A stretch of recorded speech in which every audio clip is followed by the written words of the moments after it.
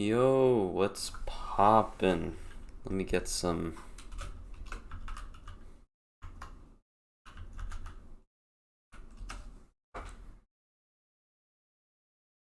lo-fi chilled beats. Sure.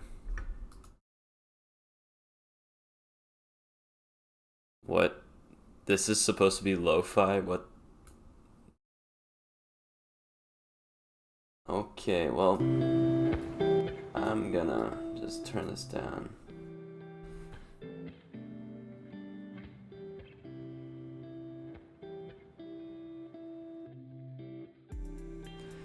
Sup, man? Dude, finally, after all this time.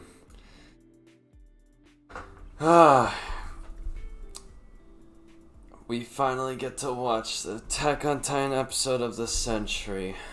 After so long. Even if you don't watch Attack on Titan, if you haven't watched Attack on Titan, I highly recommend it. Very good. First season's a little but it gets better later. But that's not important right now. We gotta focus on some Mushoku Tensei today. Going back to volume 17, I believe this is. Read the manga? I have read the manga. Oh, read the manga. Yeah. Read and read or read this spelled out the same way. It's fucking stupid. Anyway. Yep. I read the manga too. I was waiting for this episode. It was nice. It was nice. It finally happened. Eren turned into a complete psychopath. Well, he already was, but we got confirmation. We got confirmation.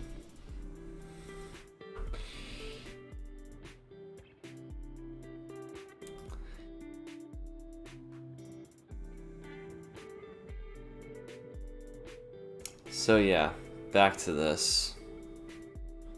I could pause this. Let's just jump right into it. Also, before I start, for any of you watching the VOD for this, please subscribe. Jeez, I just hit 100 subscribers. It feels like it feels excellent. It feels excellent seeing people subscribe to this channel. So, if you haven't yet, do so. Yes, I'm shilling. Fuck you. Anyway, let's go. Chapter 170, Men's Meeting. Part 1. 1 week has passed since the guardian magical beast has been summoned. The big dog was given the name Leo, a genuine leather collar with his name on it and a big dog house. The role of Leo in our house was that of a guard. In the morning he was waiting in front of the entrance and met Eris and me, who were training. Leo. Then for a while he waits in front of the entrance on guard duty and later on goes for a walk. This. After coming back from the walk, he watches my family, who were inside the There house. we go. He then patrols inside the house, checking whether there were any problems. And Please tell me if it's too... If Lucy cried, he would calm her. Like, if you can't hear it well enough. Escort. He would travel to the Magic University, seeing and picking up Norn if asked. He was like a home guard. Leo was extremely smart. He was properly following the instructions of the family. He went to the toilet at the designated place. The orders were wait, down, shake, beg, repeated until he barks 3 times. Point 1. He was very obedient towards the family. When Aisha and Norn were timidly patting his head, his tail was waving like an electric fan. It's audible. Towards Roxy he behaved like an extremely loyal Perfect. man. Holy Beast Leo's favorite person seemed to be Roxy. The attitude Leo showed towards Roxy was clearly different compared to others. I don't want it to Roxy woke up, his tail be was too wagging loud. and his face dived between her legs. I want it to be just enough so people can hear it. That places me, he was doing it again the next day.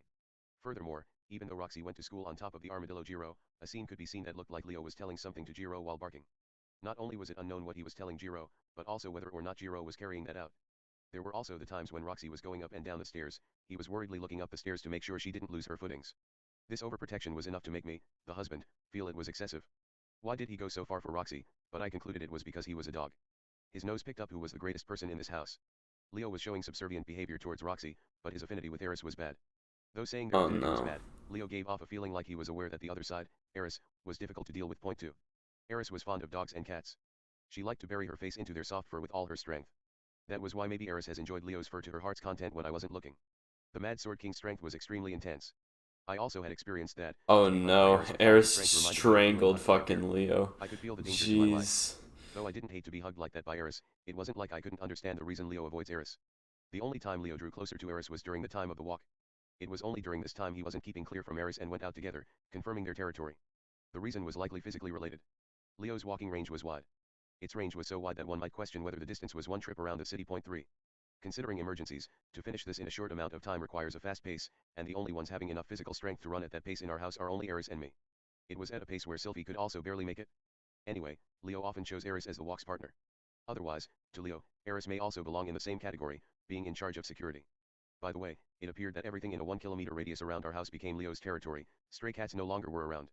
It seemed that Leo was serious in Jeez. protecting the family. Alright. Somehow the guardian had to Intimidating release all a the lot other for being secure. animals. As Alright. expected, a dog was good. The problem was that this dog was the guardian deity of the beast tribe. The one who said something like this was Ghislaine, who came to see Eris, but was surprised to see Leo. Though I can't understand Holy Beast Sama's words, it seems that Holy Beast Sama is here of his own will. Thus the Duradaya tribe can't complain either. So it seemed it will be fine. I thought it was about time to move to the next stage of the schedule. Part 2. Yeah. On the day I thought I was worried about paid a that. visit. Thankfully, it's not Perugius, that big if of a you are free problem. tonight, want to have dinner outside. Me, you, and Zanaba, the three of us. An invitation to dinner. The three of us, me, Cliff and Zanaba. It may have been the first time with only men. Usually SYLPHY, Ellen Alize and others tag along. Or rather, Hello. this time we might even go to a slightly pink shop. Or it could be that it was a difficult topic to talk about when having women around. Alright. Regardless of which, I agreed without a second thought. There was no reason to refuse, and I also wanted to ask Cliff for a favor. It was a godsend.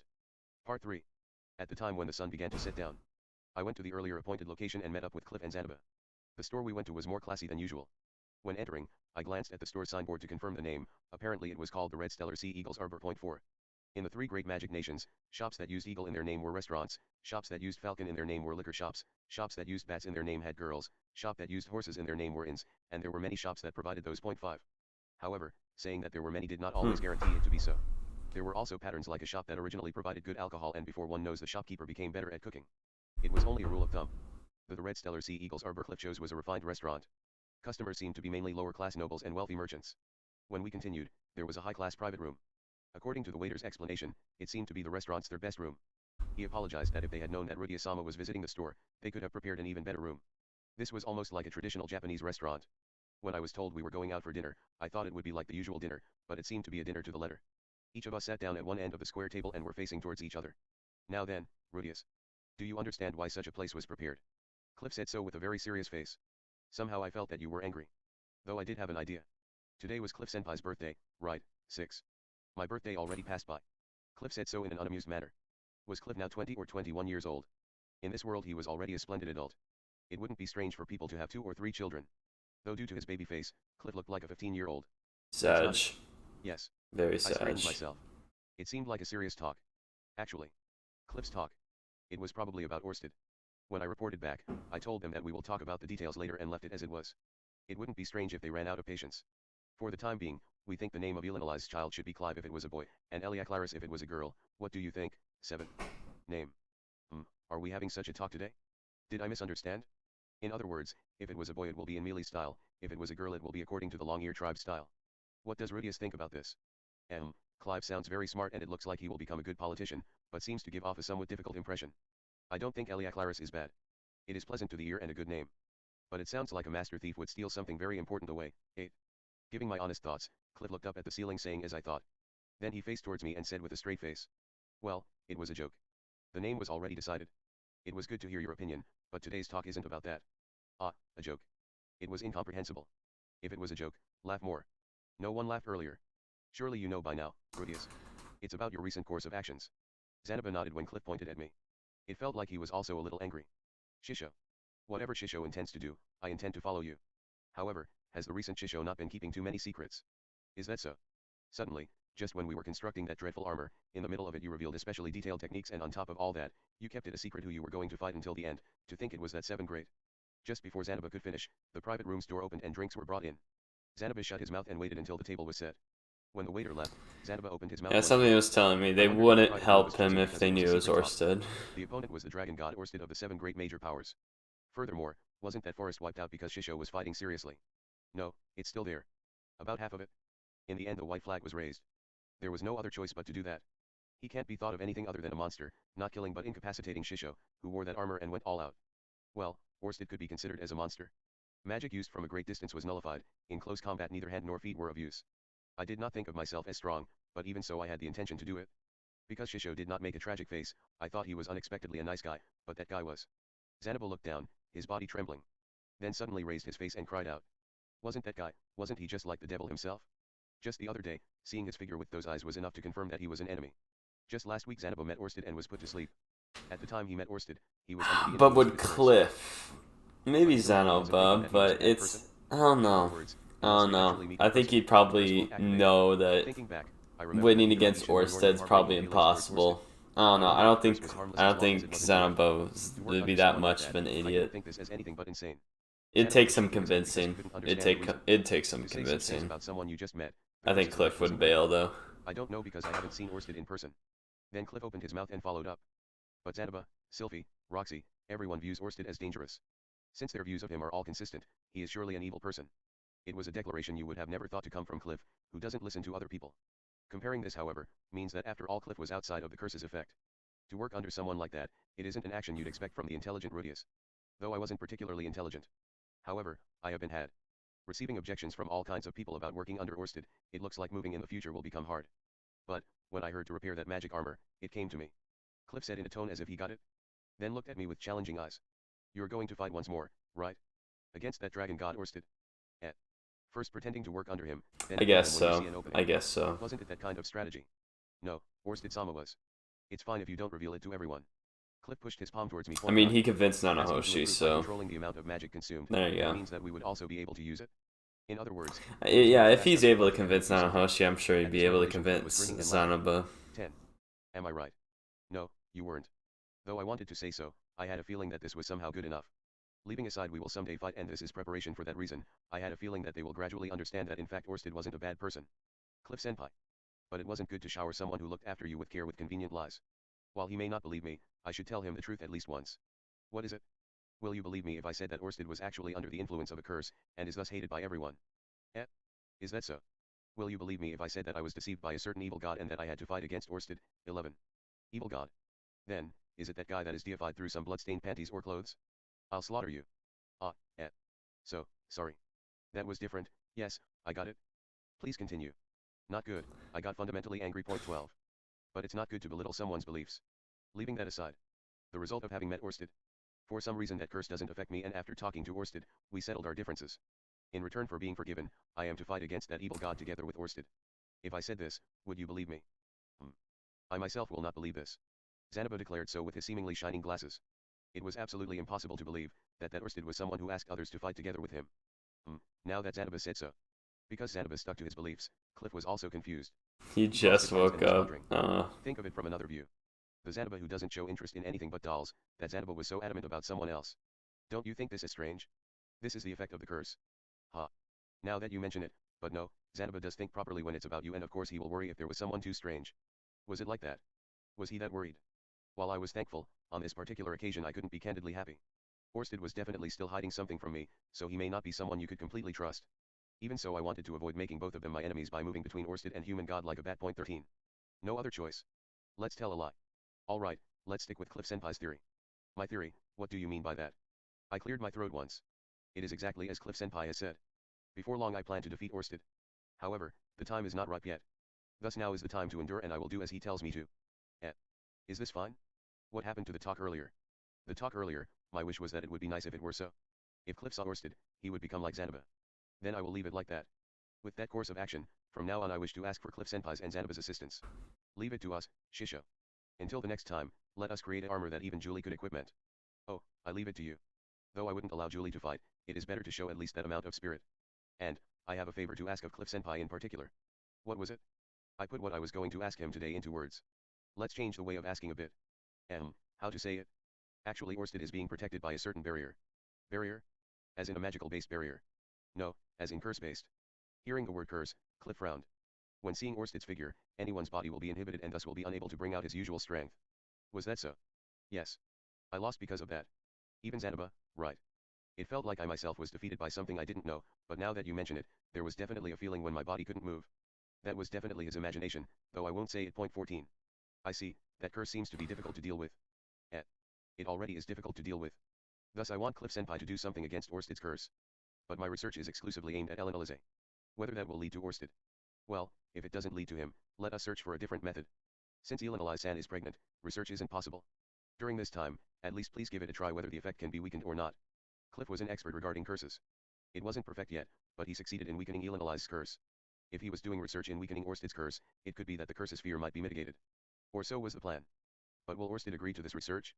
How will we deceive him? Orsted is a man who fights like he is a bloodthirsty wolf. In fact, he also laments about that curse a little bit. Are you sure? Doesn't that allow his fight to proceed in an advantageous manner? He used to say this. For once he wishes to fight against someone at their full strength, not someone being inhibited by the curse. It was a downright lie. But sooner or later I would surely ask this of Cliff. I'll tell him the real reason later. The round wind is a Yaku point 15. Are you sure? Yeah, I'm sure. That's why Cliff Senpai can research about Orsted without worries. Alright. Although I feel ashamed to deceive people, if you insist on it, I will give it a try. Great. Cliff Senpai is fabulous. Elinalize-san, please embrace him. Alright, let's convince SYLPHY and the others using this way as well. After all, making the dispelling of the curse come true was like this point 16. Somehow the sense of guilt was incredible. I wonder why I was telling such a lie. I wasn't trying to say that telling lies was bad. In some cases, sometimes telling lies was better. But Cliff, Zanaba, SYLPHY, Roxy, and Eris. Everyone was seriously worried about me. I feel like I was betraying them by telling them lies. I didn't have any intention to hurt or trick anyone. If one day Orsted's curse was solved, would I be able to turn this lie into a funny story? That's how it is. Zanaba, Cliff Senpai, I'll rely on you. I feel relieved that Shisho has a definite plan. Understood. It is an important task. Leave it to me. When the two nodded, the meal arrived. Part 4. The preparations for the dinner were complete, splendid dishes were lined on the table and the alcohol cups were distributed. I raised the alcohol-filled cup. Right. The important talk was over. Make a toast, then let's eat. That's true. Zanaba held a cup. What are we making a toast on? Cliff was also holding a cup and asked a question. Today there were no women around, to the friendship of men, is what I was thinking, how about it? Was it too nauseating? 17. Oh well. I knew about it. Both Cliff and Zanaba would not betray me in times of emergency. Even if it would turn him into an enemy of his home country, Cliff would help me. Even if I turned into scum, Zanaba would not abandon me. They were irreplaceable companions. Though I lied this time, I thought that I wanted to be their ally until the day I died. While thinking this way, just for a little bit it felt like tears were coming out. It was fine even if it was nauseating. It wouldn't be weird for my body to already let out the distinctive body odor of the middle-aged and the elderly based on age. Let's go with something appropriate for my age. Then to our friendship. To friendship. Cheers. When they clinked their cups, a little alcohol was spilled. But friendship of men, what are you supposed to talk about in such a time? Shall we talk about erotic stories? Erotica? Speaking of which, no. Perugius. You went and welcomed a new wife, haven't you? Yeah, for the time being that would make Eris my childhood friend. Eris Donoha, how nostalgic, I wonder exactly how she became known as Mad Dog. When I greet her this time I will ask her. Zanaba narrowed his eyes in nostalgia. In Chiron Kingdom Zanaba didn't converse much with Eris. But well, he still remembered that time. It wasn't possible to forget about Eris's existence. The fuck is happening? Thinking about it, Cliff Senpai knew of Eris, right? You were mentioned in the past. I just met her for a little while in the past. I don't have any lingering feelings left. I see, a little, in the past. It was possible that Eris has forgotten about Cliff. It was Eris, it couldn't be helped. Rather about that, it's about you, Rudius. I said it before, but women aren't a collection. To be waited upon by so many. After this, Cliff Senpai's sermon continued. When the three people were in a good drunken state, Zanaba began telling the erotic talk. Initially it was about Zanaba's first marriage and his partner, but from the middle onward it became a horror story and in the end it became the kind of complaint about how women didn't understand dolls. After that Cliff and I were talking. How Eris and Elinalize were like beasts on the bed, we found a kindred spirit in each other. But with us two talking, Zanaba was bored and changed the flow of the conversation to the magic armor. My goodness. Their eyes were shining when I talked about fighting Orsted while wearing the magic armor. Giant robots vs large monsters fight seemed to be interesting after all. That night 3 men until they were dead drunk, and after the closing time of the shop, we purchased only alcohol, rented a room in the neighborhood and continued drinking. Somehow it felt good to only have a drinking party with 3 men. If there was another chance, I wanted to go drinking with 3 men again. TL, Chapter 100. Oh. Okay, I guess I've gotta go. Since you started reading from Volume 7, do you know about the Cliff and Eris chapter and the other extra chapters? I am aware of it. I'm aware that when she went goblin slaying, Cliff met Eris, I believe, during that. And I know from Volume 8 that he fell in love with her. Sort of fell in love with her, you know? Because it wasn't true love. That was Annalise, of course, obviously.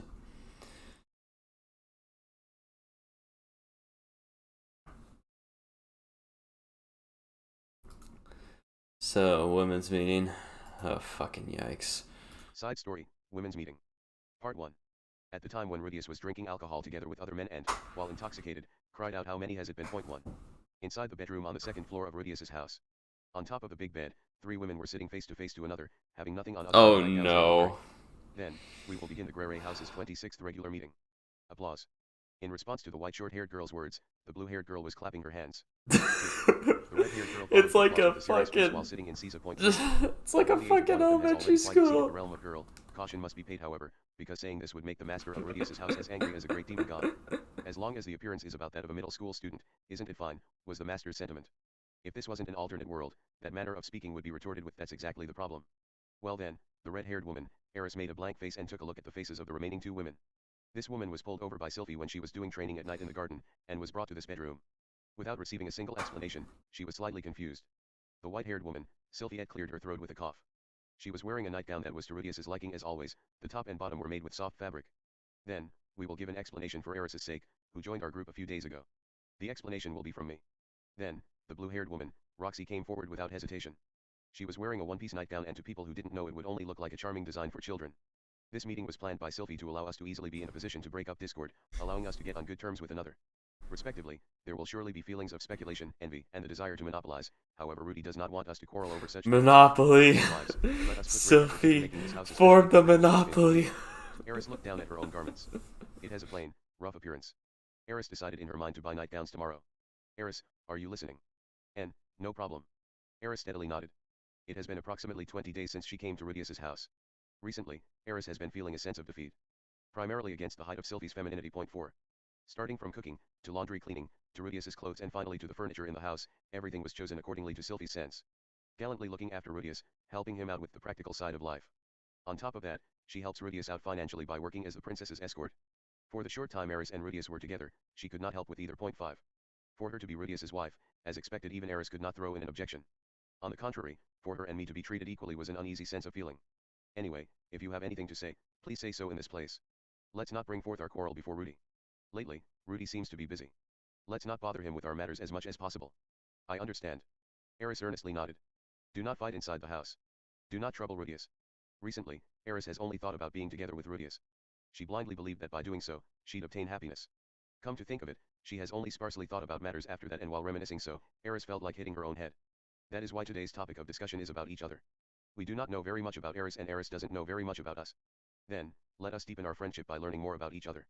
Saying so, SYLPHY took out a bottle of strong alcohol from underneath the bed. It is a typical drink around here. Roxy took out cups and a tray prepared in advance from the shelf and put them in the middle of the bed. SYLPHY placed the alcohol bottle on top of the bed and said, Drunk SYLPHY is a monster. You cannot touch her. She is too cute. She's too cute. Don't tell me she's gonna come back with the alcohol. Fucking hell. No. She's too cute for this world. Frankly, No. about how respectively each one met Rudy until now. About how much we love Rudy, let's let it all out. Just as I wanted. Eris stuck out her chest with confidence. She believed that she wouldn't lose to anyone regarding how much she loves Rudius. Then, I will start. It was still in Vina village when I first met Rudy. If I remember right, I was about 5 years old. Thus is how the women's meeting in Rudius's house was opened. Part 2. The women's meeting in Rudius's house continued until late night. As Roxy was pregnant, she refrained from the alcohol, whereas Eris was at a level where she was slightly tipsy. The only one who was drunk was SYLPHY. You know, that was when Rudy and I first became friends. Yes! I have always liked him. So nostalgic. You see, Rudy was hugging me so close. He didn't say anything, but he just hugged me, but he's 6. With her breath smelling of alcohol, such as SYLPHY was clinging and hugging Eris. So what? Even I have been hugged by Rudius. I heard it just now. Eris sure has it nice. You were together with Rudy at the best period. You even received his first time. How was Rudy's first time? My first time was somehow amazing. And, nothing particular, it was normal. But, SYLPHY gave birth to Rudius's first child, even married him. Your situation is much more enviable. When the conversation proceeded in a worrying direction, the one who forced her way into the conversation was Roxy. Well, even if it wasn't his first time, isn't it fine? Even though I have not received any one of Rudy's first times, I'm happy. Roxy's out? Because, Roxy's first. Are you not the number one person Rudy respects? Respect, I wonder why Rudy respects me so much. Rudy said so. Roxy taught me the number one most important thing. Surely you have told him something amazing. Something to Rudy's liking, something 7. Something etchy. No. He was peeping when I was taking a bath, Or rather, I only taught him normally, HM. Roxy went into deep thought when saying so. Seriously, exactly what part of me did Rudius like so much? Somehow, I had the feeling that our first meeting was quite awful. I wonder what I might have taught him. I really have no idea. Even if Roxy is special, Eris is also a bit different.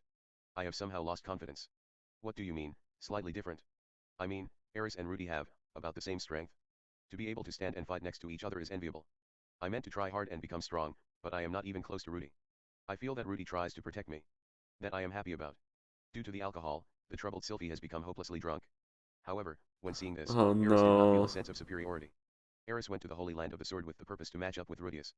In fact, she has successfully managed to achieve skills rivaling his point 8. Even in a mock battle allowing magic, she could win against Rudius. That was her aim, and she has finally managed to reach this. This is something she feels proud about. But, after all, she felt a little jealous regarding Rudius and SYLPHY's relationship. All the more because she knew that she could never become like that. SYLPHY in distress, Roxy tilting her head, Eris crossing her arms. The bedroom's door was opened. Excuse me. Madams. Ah, Lilia-san. The one who entered from the door was a middle-aged woman wearing maid clothes. Lilia. With steam rising up, what was on the tray she was holding was something like potato hodgepodge. I have brought you a late-night snack. Sorry to have troubled you, Lilia-san. No, Roxy-sama. Naturally, it is a maid's duty to be of assistance to the madams. To the bowing Roxy, Lilia returns the bow. Thank you very much. No, Eris-sama. There is no need for gratitude. Since you have become Rudius-sama's wife, you have also become my master. For Eris, she is a little bit uncertain regarding exactly how to treat Lilia. There were many maids in Fidoa Region's mansion. However, Eris was somehow able to guess that she couldn't treat Lilia the same as those maids. She is the mother of Rudius' sister. 9. It seems she was a wet nurse, or something like a second mother. In Eris's mind, she was resolved to work hard to not be hated by Rudius' mother. And, it is fine to not be so formal. I have heard many things regarding Eris-sama since the time in Bina village. About what? Well. Lilia hesitated. The news regarding Eris that could be heard in Bina village were quite awful. About how you were quickly becoming violent with your hands, about how it was deemed impossible for you to live as a noblewoman, and how you were like a wild monkey. Eris pouted. To be honest, nothing has changed much since those days aside from her sword arm. There was a time when she did try her best, but in the end was left abandoned. But, you have become a fine person. As Sword King-sama, if Fidoa Region's feudal Lord Sama saw the current Eris-sama, they would have surely been proud. Is that so? But Oda-sama and Agi-sama are no longer. 10. Ah, I beg your pardon. Lilia bowed while making a sad face. It's fine. It was that kind of incident. No matter where you go, the unfortunate have been ruined. Even Rudius's Oda-san and Oka-san. In an instant the atmosphere inside turned sad, only the steam from the mother's warm dish was rising. The one who felt the uncomfortable atmosphere was SYLPHY. See, come to think of it, Lilia also knows about the time when Rudy was born. Yes. Originally I was hired to be Rudius-sama's wet nurse. How was Rudy before he met Roxy and me? About Rudius-sama when he was just born. Having said so, Lilia remembers things about the past. Let's see, at first I thought Rudius-sama was eerie. What? Well, why, I guess because there were many times when Rudius-sama was in unexpected places and when you thought he was finally found, he would make a creepy laugh. 11. Lilia laughed when she recalled those times. Even though Rudius-sama was such a cute child, I wonder why I avoided him. At that time there were indeed bad feelings, but they were forgotten with time, leaving only the good feelings behind. But he hasn't changed much even now. That's true. But for the most part in those days, he made an expression with an unpleasant smile when he was rubbing your chest when being held. But he hasn't changed much even now. When being told so, it seems true. Since long ago Rudius was an Eka kid. After hearing this story, only one person was laughing through her nose in the atmosphere that has become slightly complicated. If he liked Lilia's chest, then he won't have any problem with mine. That was the statement of a red-haired woman who possessed an extremely voluptuous bust. I was a little worried about it. SYLPHY and Roxy are quite small, I wondered whether mine would be fine. Rudy doesn't care about such a thing. Though SYLPHY said so, her voice was slightly trembling. Oh no, no, no. Even during the journey. Speaking of which, Oh, immediately SYLPHY after our feels wedding, I met there was a chest that was bad rubbing my now. chest. No. During rest day, he was touching them all day long. Mine weren't rubbed that much, I wonder if he doesn't like them. Roxy rubbed her own chest while being slightly dejected. However, unfortunately, they were not in the right size to properly rub them. It was a sad matter. With this, I will. Lilia-san, let us drink together. Occasionally. SYLPHY stopped Lilia who tried to leave the room. Roxy was also in agreement. Come to think of it, during the time in Bina village, I do not remember seeing Lilia-san drinking alcohol. I'm unable to drink on this occasion, but after going through all the trouble, how about it? However, there is a need to take care of Madame Zenith. Then, together with Zenith-san. That's right. If you're an adult, at the very least drink alcohol. SYLPHY and Eris made flattering remarks. Drunkards are life forms with vigor. In an instant SYLPHY coaxed Lilia and involved even Zenith to serve the drunk party. Part 3. Elise felt lonely the night Cliff was not there. My Today, gosh. Cliff went out. In a manly way, he declared that he will have a man-to-man talk with Rudius and went out. Without trampling on his male pride, Elise raised her voice and said have a nice trip. She was immersed in thinking to herself that she was such a chaste woman. However, she immediately became bored. Even for Elise, who embraced Cliff despite being pregnant, with him not being here, she could not satisfy her sexual desire. In the first place, during pregnancy her sexual desire does not grow that much. Even if she did not do it for a day, she would be fine. To see the appearances of SYLPHY and Roxy, Elise started walking towards the Grere house. What she saw was a happy drinking bout between the 5 women of the Grere house. My, it looks like an interesting event is occurring. Ah, it's Grandma. Liz Grandma, your stomach sure has grown big. Is it a brother? Is it a sister? But Cliff being the father, Rudy is, By the time Elise arrived, SYLPHY was already near Eris and massaged her chest from behind. Eris didn't react to that, only silently sitting, eating food and drinking alcohol. Zenith continuously pouring alcohol into her cup, as if it was a dinner's drink. At her side was Lilia, also drinking. While having Roxy serving her sake, Lilia was picking a quarrel. Roxy-san, why does my daughter not receive Rudia-sama's affection? I do believe she receives his affection. Roxy replied earnestly to Lilia's words while thinking that not getting drunk was quite a shame as she had a child in her stomach. It's just that she is his sister. Isn't a woman's happiness to receive a man's love? It's indeed my happiness, but I do not think it's necessary to receive Rudy's love. Aisha is excellent, I'm sure one day she will find a good partner. Someone better than Rudia-sama. There are not many men better than Rudius, thinking that way, it's not like I have made a mistake. Although it is true that it feels like it was a bit premature. Point 12. The moment Elise saw this, she immediately recalled the meeting of women in the Adventure Guild, who could not marry. Despite that in this case everyone here was married, she remembered such a meeting. The ones who caused this, Paul and Rudius. She realized the depth of the parent-child karma, but leaving it aside for the moment. Seriously, even Rudius would cry when seeing this. A woman should only show her drunken state when she and a man are alone. Elise happily entered the meeting. There was nothing for her to fear. Oh Grandma, saying such a thing. Ah, right. Isn't Grandma always teaching Roxy some mecha techniques? Why do you not teach me such techniques? Why? Ah, for SYLPHY to have already drunk so much, the reason why I do not teach you techniques is because making Rudius believe that you are a naive young girl who doesn't know anything excites him more. And it's already fine, because I want to know various things. Because I'm already sick to let Rudius do as he please on the bed. It's about time to make Rudius gasp. Seeing this disastrous scene, Elise abandoned any rational thoughts for a few seconds. Her brain made the decision to drink and join them. For now, give me a cup. Elise took an empty cup with one hand and rushed it down Drunk with one gulp. SYLPHY, let's Seeing this, go! SYLPHY held up one finger. Ah, that's a no-go. You can't drink alcohol that way because of the big one in your stomach. Leave such matters for Roxy to say. No problem, because Roxy isn't drinking, there's no problem. Even if you drink, there's detoxification magic, there's no problem. It was something that the sober SYLPHY would not say, but today she's drunk. Elise joined the conversation and sat on an empty chair somewhere. Even I have learned about detoxification in school. I can do it without chanting. Ah, yes, very impressive, as expected of my grandchild. Elise easily dodged SYLPHY's boastful speech and began opening her mouth. Rather than being Grandma's grandchild, it's thanks to Rudy's education. Whether it's magic or on the bed, I'm below Rudy by a considerable margin. But men are also aroused by such women. Right? It will be a different time for me to show Rudy my other side. It took approximately 1 hour for Elise to completely catch up to the amount SYLPHY has drunk. Part 4. That day, 5 women were intensely drinking. Drinking, and keep drinking and threw out the matters in their mind. The anxiety they felt because recently Rudius was moving behind the scenes.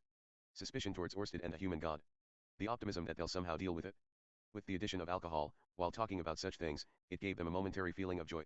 With everyone else falling asleep after getting tired from drinking, only Roxy was left sober and while grumbling, applied detoxification magic to everyone in the end. She then returned to her own room and went to bed, to be ready for school tomorrow. She still had work tomorrow.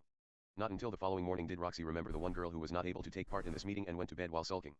TL, needs TLC, I don't understand a single work of drunken speech. I'm just gonna skip that.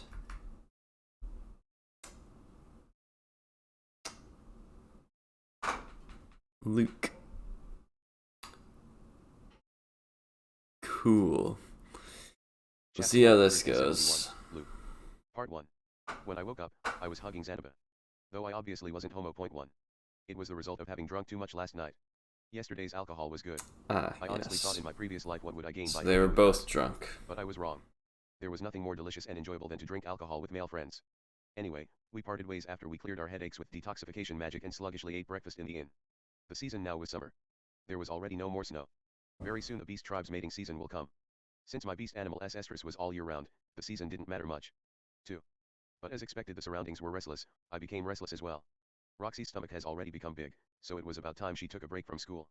Though deciding on the name of the child yet to be born was fun, in 1 month's time I would have to follow Ariel to the Azure kingdom. By using the teleport magic circles I could probably return immediately, but it wasn't known exactly how many months we will spend there. I definitely didn't want to absent during the birth.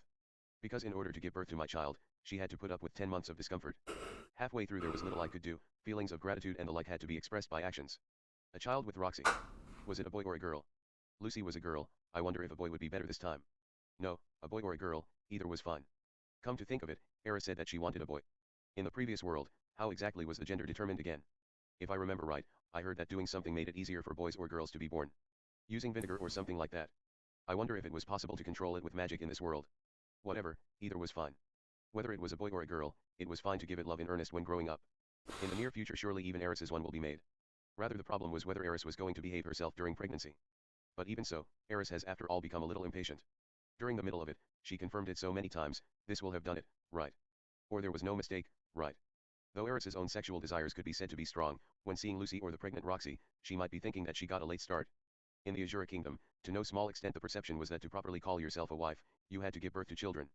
I didn't know what Eris thought of that, but if bringing forth a child will make her relieved, then I wanted to allow her to feel relieved soon. Part 2. While I was thinking about such things, I was now near the house. I didn't say yesterday that I was spending the night away from home, I guess they were going to be angry. No, it wasn't that strict of a home. But spending the night away or curfew, it was better to properly clarify such rules once again. In this world there's a kidnapping room going on and I didn't know what human god may do. Even Lucy was gradually becoming bigger recently, and also for the sake of becoming children. Yes, rules for the sake of children. Point 3. Then I noticed that someone was in front of the house. The man was talking to someone in a somewhat loud voice. The voice of the other person couldn't be heard. When taking a long, hard look I understood who the man was. Possessing silky brown hair, looking like an Eichmann. Point 4. Rumored to be the most popular in the Magic City Sharia. Luke noticed Rere. I remembered Orsted's words and the diary. Orsted said that human god could manipulate people. The diary had something like, Luke was manipulated by human god and implicated SYLPHY, written in it. The me in the diary possessed quite a strong persecution complex. But to implicate Ariel and SYLPHY, it would be effective to manipulate Luke. Somehow, even SYLPHY seems to trust Luke's words. In the fight against human god, it was without a doubt very important to discover human god's apostles and to ascertain their objectives. Thinking like that, I decided to wait and see for a little while. I lowered my waist, moved from shadow to shadow and continued shifting positions until I could hear his voice clearly. Ah, to think such a wonderful person has come to the city. You are magnificently cute. These determined, Oh beautiful eyes, no. the seemingly flowing hair. He's hitting Truly on an angel. Eris. No, it is as if a goddess of beauty is descending. I have No. fallen for thee when I first laid my eyes upon thee. No. I heard a voice that seemed to hurt my head. My head ached. Even I did not say such shabby things. But in this world such words were fine. When told such things, SYLPHY would blush and laugh bashfully while saying even without such ardent seduction, I was already Rudy's, he. Wait, I what? beg your pardon. I am very sorry for my delay. I am Luke Notice Grere. I am the second son of Notice Grere, the Azure Kingdom's four feudal lords. Shit. Assuming Luke was an apostle of human god. The possibility was high that his enthusiasm regarding courting women was human god's advice. After all, Luke was not someone who never got the women. SYLPHY seemed to have recognized Luke as someone who regarded women as the same as facial tissues. Point 6. Or rather, who was he wooing? From the gate's shadow, the other person could not be seen. Of the ones inside who fitted the adjectival equivalent of angel best was SYLPHY, but Luke would not woo SYLPHY. The one who fitted the expression of goddess precisely was Roxy, but this also didn't match. Thus it was, Aisha. If possible, would you not grant me your name please? Ah, of course it is not a problem if you do not wish to give your family name. But please, I wish to hear and engrave your beautiful name into my heart, at the very least as a comfort. While I didn't know who he was trying to coax, I needed to know the name of the other person. Exactly who was Luke trying to make his own? If that person was known, human god's objective may be understood. Well, that was only assuming that Luke was indeed human god's apostle. The possibility that the simple-minded Luke fell in love at first sight and was just courting was not impossible. Ah, thou will not tell me thy name. Then at the very least, please grant me the honor of giving a kiss to this beautiful hand. With only that, Luke then lowered his waist and extended his hand towards the other person. In an instant Luke's head shook. He stopped moving. Something happened. But I didn't know what happened. Hitogami attack. Maybe, right now, in this moment, he received a revelation from human god. But while I was thinking that, Luke went down to his knees and suddenly fell down with a thud. He was not even twitching. He has lost consciousness. What had happened? I felt like I knew this kind of scene. Shaking, falling down and losing consciousness, ugh, my head. HMPF. Looking down at the fallen Luke, one woman came out of the entrance. She glanced at the fallen Luke and kicked the head of the fainted person with her tiptoes. It was Eris. Eris was the one who beat down Luke. What's with him, suddenly appearing and talking about nonsense? With a displeased face, Eris kicked and rolled Luke over to a place where he didn't get in the way of accessing the house. And then went back inside the house as if nothing has happened. I left the shadows and drew closer to Luke. He fell down and the white of his eyes could be seen. Yeah. On the wife of another person, I wonder if this guy had no morals. Oh no, come to think of it, I did report back to Ariel and Luke, but I didn't think I mentioned that I got married. It was the first meeting with Eris. But still, to think Luke would hit on Eris. So this guy was human god's apostle after all. Or was this the influence of the original history? I couldn't come to a conclusion. Regardless, it was bad to let him keep lying here, let's leave him inside the house. I will question him when he wakes up. Part 3. I'm back. While carrying Luke, I entered the house and Eris came to welcome me. Though she made a happy face once she saw my face, but when seeing Luke her eyebrows frowned and she crossed her arms. That guy, was he an acquaintance? Ah, rather than mine, he was more like SYLPHY's colleague. I see, sorry, I hit him. Oh ho, somehow Eris was quite meek. It's fine. Surely this guy must have said something strange. He did. Then this guy was the bad one. He laid his hand on my Eris, this guy did. But even if he was bad, for now I will lay him down. He'd be a hindrance in the living room, let's throw him into an empty room on the first floor for now. Hey, Rudius. But I was stopped by Eris. What is it, Eris? Does Rudius also think about kissing my hand? I looked at Eris's hand. It was a rough hand, full of sword calluses. It was a good hand that suited Eris. Rather than that, I want to eat it up. Saying that, my stomach got hit by Eris. There was not much power in it, but it was a precise liver blow. That sort of thing is only at night. With a flushed face, Eris went back to the living room. I see. So today What do was you Eris's day. mean? I'm looking Didn't forward you to do it in the morning? Right. Bro, The come others. on. Did everyone go out? They are still asleep, because we stayed up late yesterday. What's this, stayed up late? A party without me? So one worth to leave someone out, 7. So during the time I was walking the flowery path of man to man, a meeting of woman to woman was held. I hope they didn't badmouth each other so. Ah, Ani-chan, welcome back. Then Aisha came out of the kitchen. Who is that? It's Luke-sama. What happened? Aisha. It's fine to not use Sama for Luke. But Nornana said that if you didn't call Luke as Luke-sama, the female senpais would get angry. You serious, 8? So there were such agreements. But to think they made such strange rules in the school. And then they'd bully the ones who didn't uphold that. Norn was giving it her all to not get bullied. It couldn't be that the person Norn liked was Luke, right? Ani-chan won't allow that, you know? Alright, hear me out, Ani-chan. Everyone is terrible. After I went to bed, everyone was drinking alcohol and being noisy. Ah, so you didn't participate in that. I was sleeping together with Leo, and also listen to this, Ani-chan. While I was sleeping with Leo and when morning came I thought it was somewhat chilly, Leo wet the bed. When I scolded him, he was whimpering you know. Even though Leo looks grown up, he's still a child. Aisha seemed to enjoy every day. As I carried Luke to an empty room, I decided to listen to Aisha's story. I felt like I didn't hold that many conversations with her. No, that couldn't have been.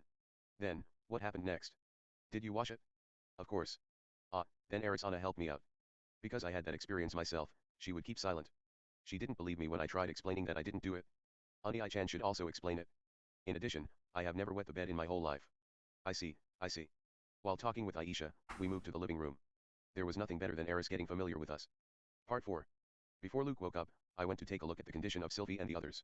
Leo was sitting at the stairs of the second floor in a good manner. He was making a well-defined face, good enough that you wouldn't think he had wet the bed. I took a look at the rooms. With the clothes scattered all over the place, Roxy's room was empty. When I saw that Jiro was also gone, she must have already gone to school.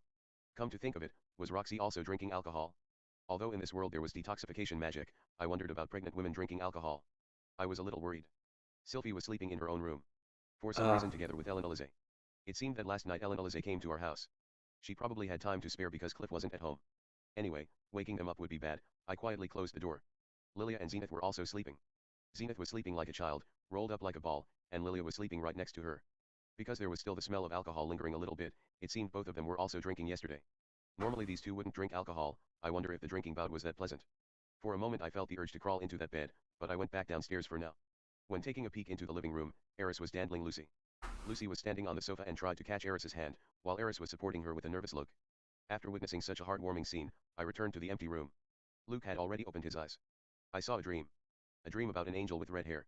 A beautiful angel, and although she was lovely, you could also feel her strength. She was indeed my ideal angel, and when I tried giving her hand a kiss, I woke up.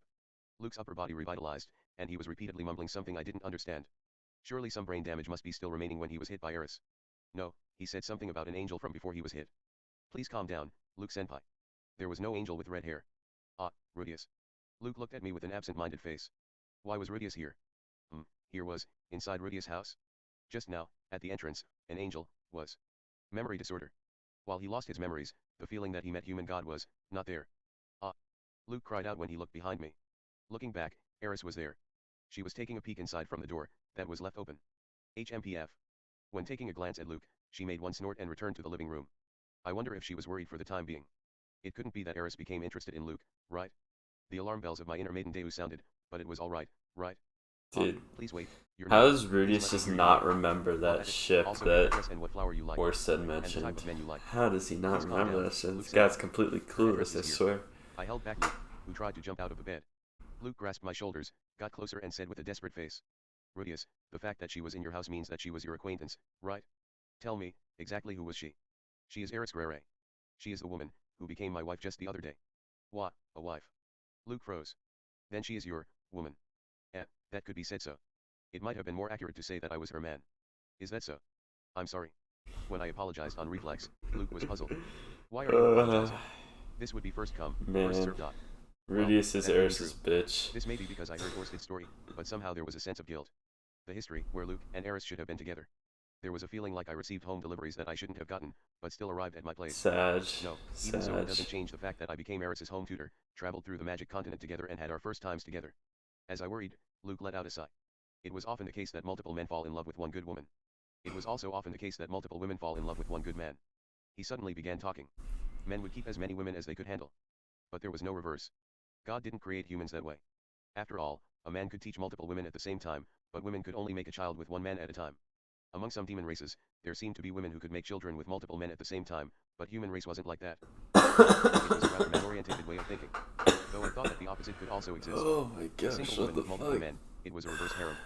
And then good women go to the sides of men who possess the most capabilities. You possess strength, money, position, and honor. I can completely relate why Eris-san, who is like an angel, would go to your side. That's why. 9. Luke, who was talking up until now, shook his head. No, that's not it. I didn't come here to talk about something like that. And he let out a big sigh. Today I came to ask you for one favor. Who? I sat straight up on the chair. Part 5. Contact at this time, this timing. Human God's Apostle. A change in history. There was no way this wasn't related. Now, what kind of favor will you ask for? Something that will lead to my downfall. Otherwise, to now allow Ariel to become queen, human God's first strike. With us, will you not consider working together with Princess Ariel? Hearing those words, I couldn't help but be confused. What do you mean? You will let me cooperate? Not the opposite. Your magic skill and your conversation ability, allowing you to deepen friendship with people that are hard to deal with. Surviving a fight with the dragon god, as well as enough compatibility to be welcomed as a subordinate. They are something frightening. I felt a little itchy from being praised that much. But if we involve you, SYLPHY's happiness will be destroyed. Luke hesitated, then looked up. That's why, it can't be said now that you haven't actively cooperated with us that much. I, and also Ariel-sama, don't wish to involve SYLPHY any further in the dispute of the Azure Kingdom. I believe that was said before. It was during the time I dueled Luke. But Luke looked down. The pose of an Eichmann's shadow. It seemed that somehow women would suddenly be deceived by it. Ariel-sama has given up on persuading Perugius-sama. Well, given the situation, I suppose so. Over these 6 years, by promoting ourselves in the 3 great magic nations, we have managed to win over many nobles and technicians. Among them are nobles from the Azure Kingdom and those who possess great political power in the country, but it's not enough for a decisive blow. After all, they are people who are outside of the Azure Kingdom. But Perugius-sama is a person who could become that decisive blow.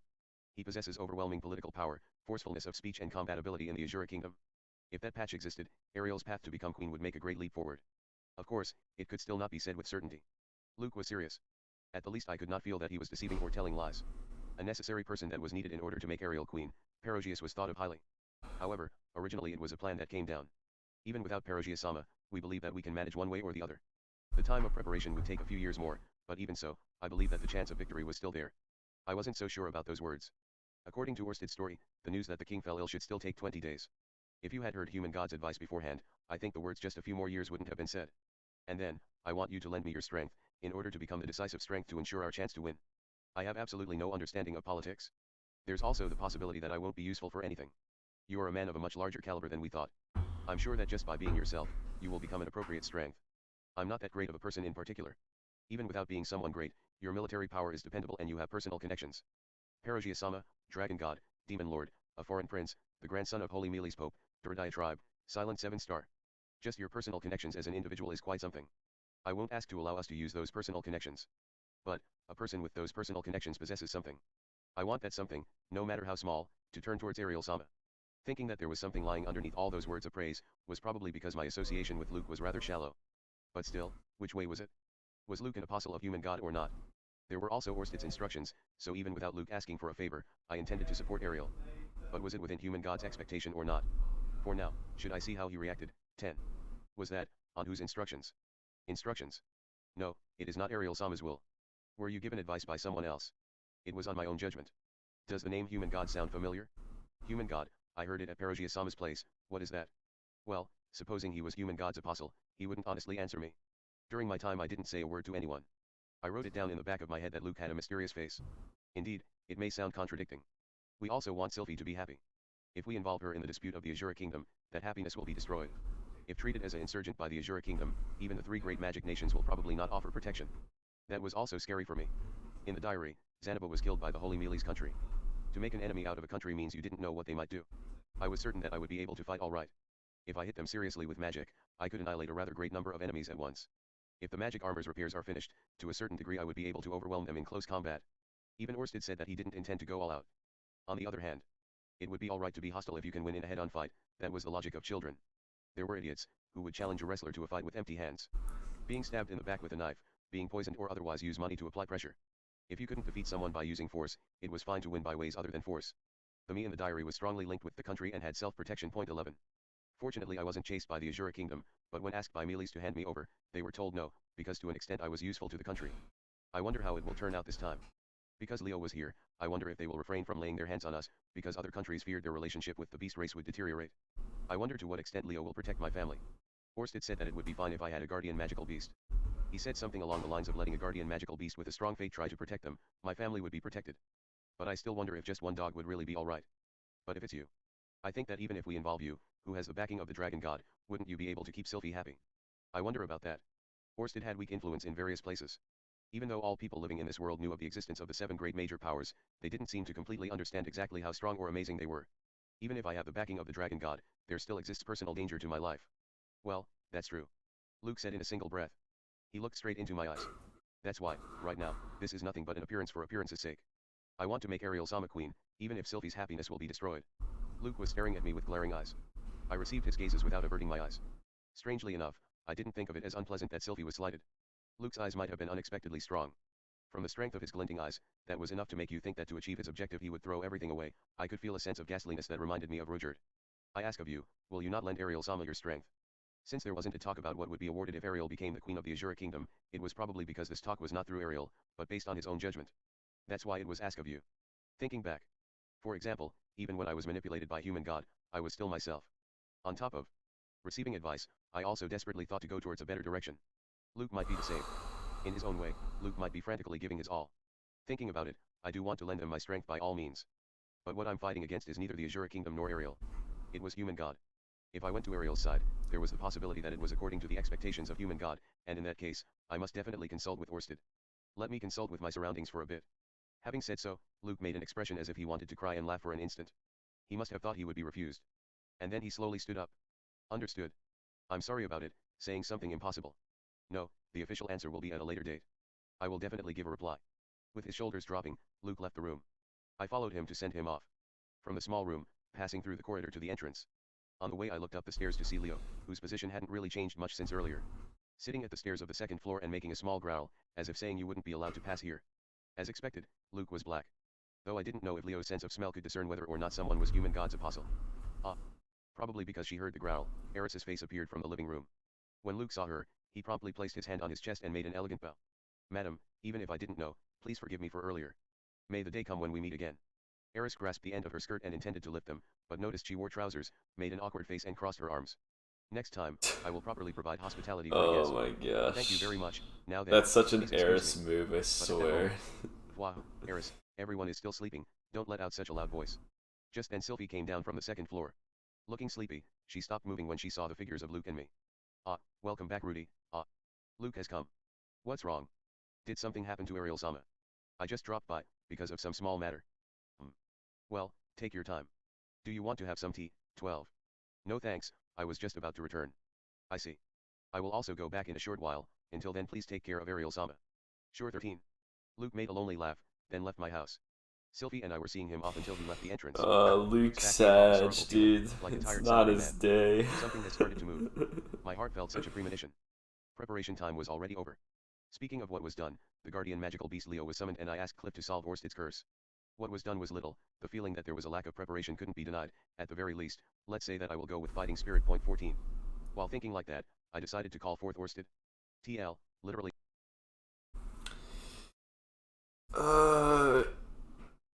A political struggle isn't that interesting to me. It's interesting when Orsted's involved, but he's not too involved with this one, except for right now. I mean, Orsted just told Perugius to help Ariel. That's basically it. But I don't really like the politics in this. It's a similar issue to what I had in ReZero. The politics I didn't care for all that much. Cared more about the overarching story that's not political. So in this case, it'd be the Hitogami situation. And in ReZero's case, it was the witches and the Witch of Envy, to be specific. So we'll see how this goes. I'm sure Mushoku Tensei would write a better political storyline than ReZero, but let's just hope. I mean, oh my gosh.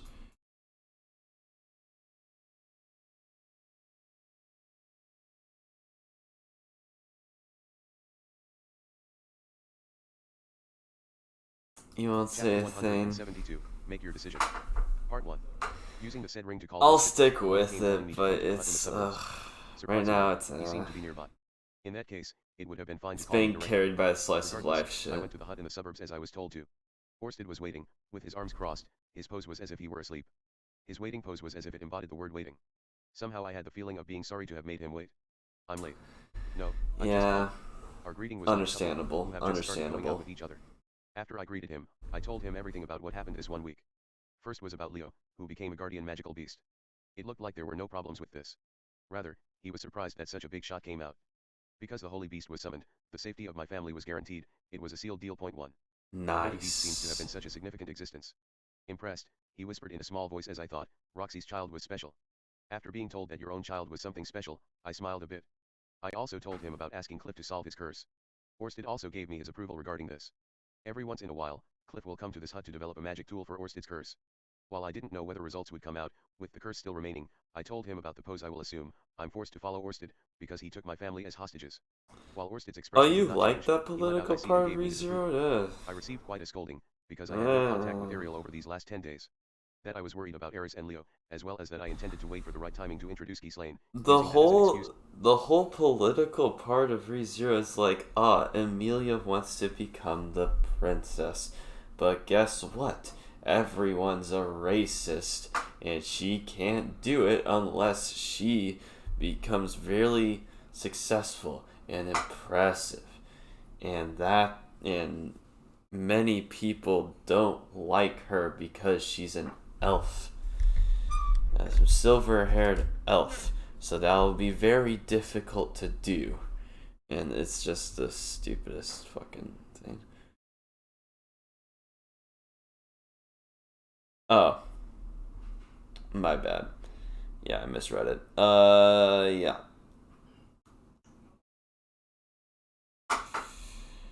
We'll see. To get in contact, sounded like nothing but excuses. Because there was a 1-month postponement, I seemed to It's have cool to see that Roxy's child is during the time I had been careless, good. Orsted seems to have visited Perugius in person important. one time. Though he asked him for cooperation to make Ariel queen, it looked like he was refused.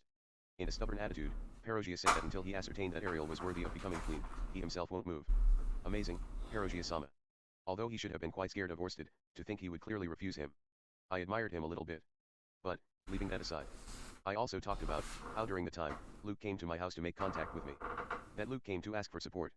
The possibility that Luke was human god's apostle. About how he uneasily asked for me to support Ariel. Considering these 3 matters, when I asked whether there were any changes regarding our future actions, Orsted replied decisively. There are no changes regarding our objective to make Ariel queen. The theory that making Ariel queen was within human god's expectation was denied. It looked like it was very important to Orsted for Ariel to become queen. But Orsted was in thoughts regarding how to deal with Luke. When he was thinking for a few minutes, he suddenly said, I guess, kill Luke. I was astonished. Suddenly very dangerous words were muttered. Are we going to kill him? Oh no! It wasn't scary. It was his default one. Oh, the rested bitch face. Scary. I do not know what human god's apostles will do. Is that so? Kill Luke. Regarding those words, even though I should have been prepared, I felt a little uneasy. Killing Luke, who so desperately thought about Ariel. One way or another, I have not killed people from this world. While there may be some who I have indirectly killed, but I have not laid my hands on anyone. And the first one is going to be Luke. The first murder is going to be an acquaintance. Thinking that way, it became a feeling beyond description.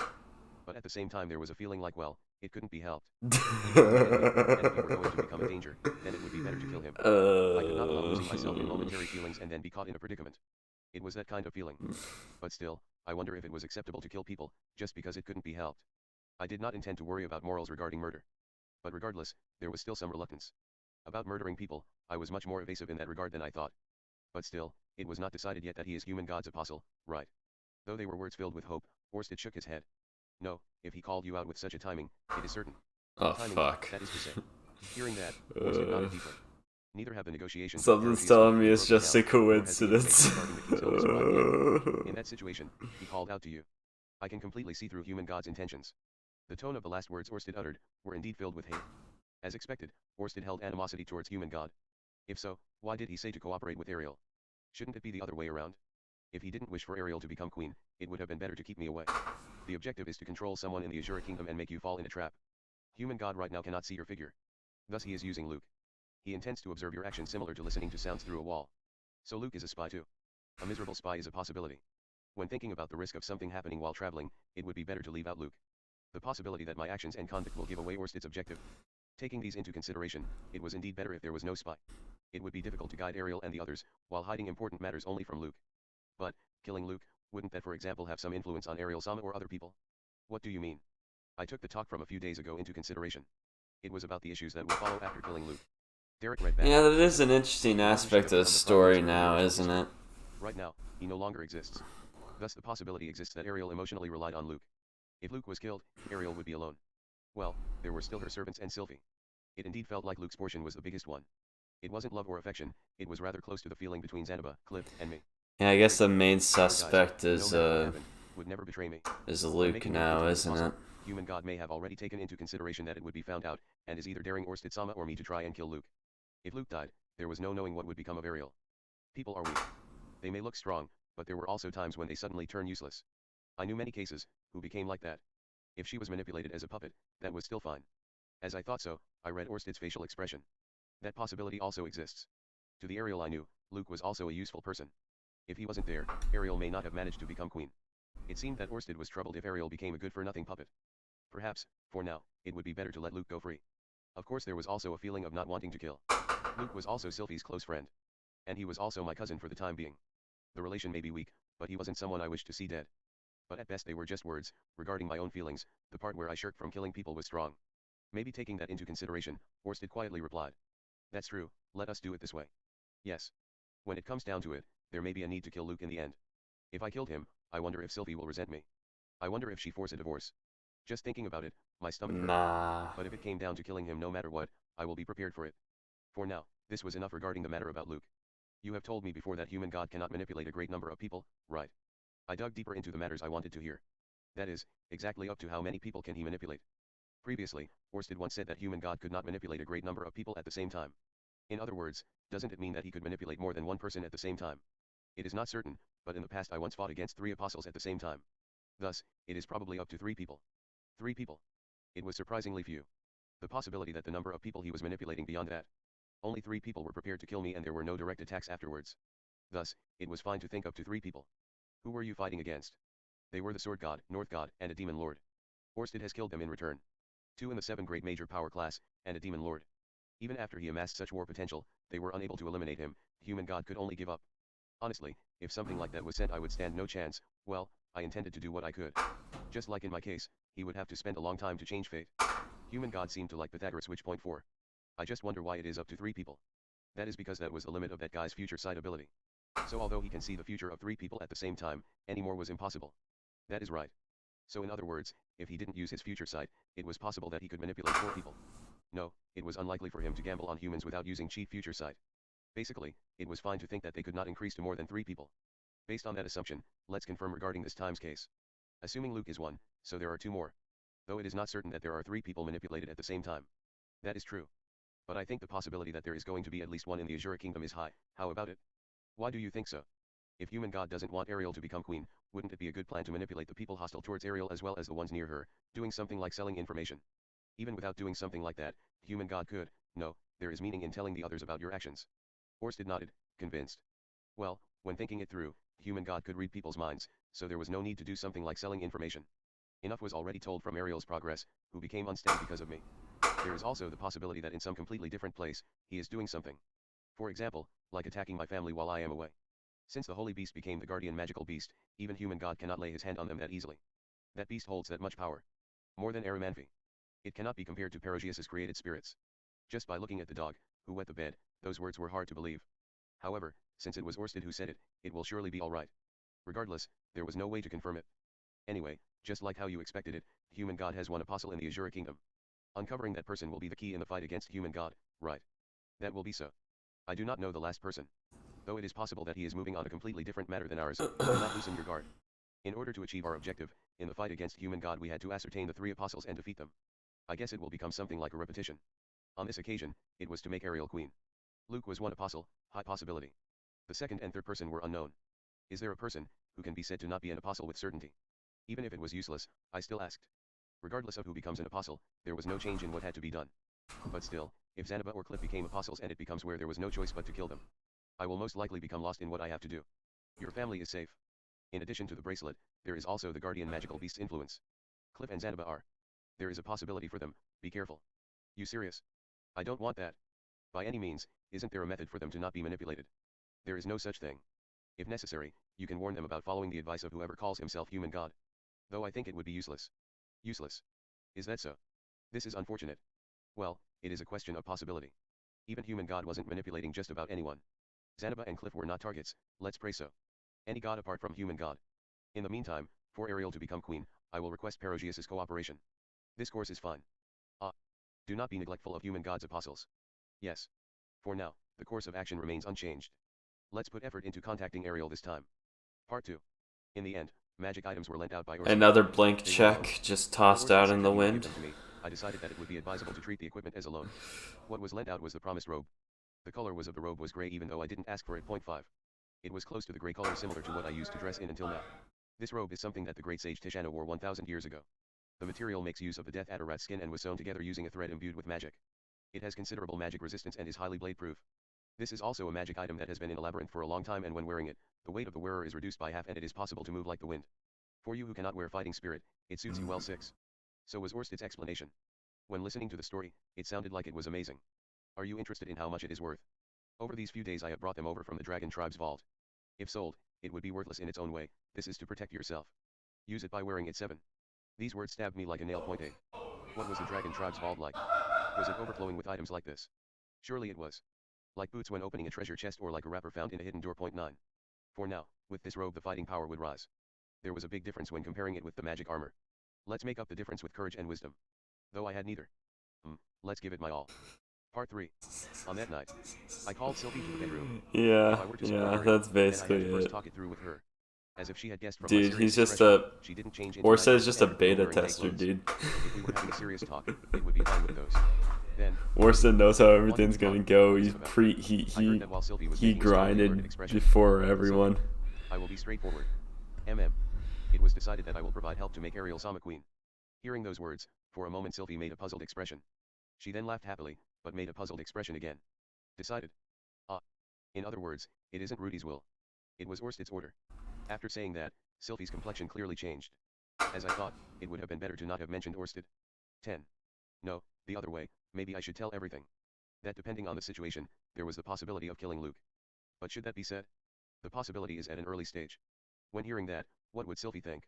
Wouldn't she recognize Orsted as an enemy after all? While I was hesitating, SYLPHY said, what do you think is the objective of Orsted by making Ariel Sama queen? Doing something like that, is there some benefit for Orsted? Through me, he can make a connection to the Azure kingdom. It looks like there was nothing in particular he wanted to Yeah, retrieve I right now. changed it. There I seems to be fixed it. something he wants help with. You But it's notice dragging that on. SYLPHY's now He is is someone who spelled cannot with move an away I from in the magic beginning. armor. Even if Azure kingdom was the world's strongest country, would he want to enter a partnership with it? Authority is I something that can replaced resolve it. things that brute force I cannot. changed it. Even Orsted would want that.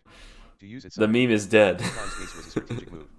Making Ariel into queen would pay off in the future 100 years from now. 11. Though I said that, it was difficult to explain. Orsted knew the rough history. Following that history, I didn't know how Orsted would use Ariel's existence, or whether he would use her at all. From what I understood from the diary, at the very least it was unfavorable for human god to have Ariel become queen. He wanted to prevent that. When the harassing side was strong, not allowing what your opponent wanted to do was one way of fighting. For Orsted, it had a great meaning. But there wasn't much of a meaning for me.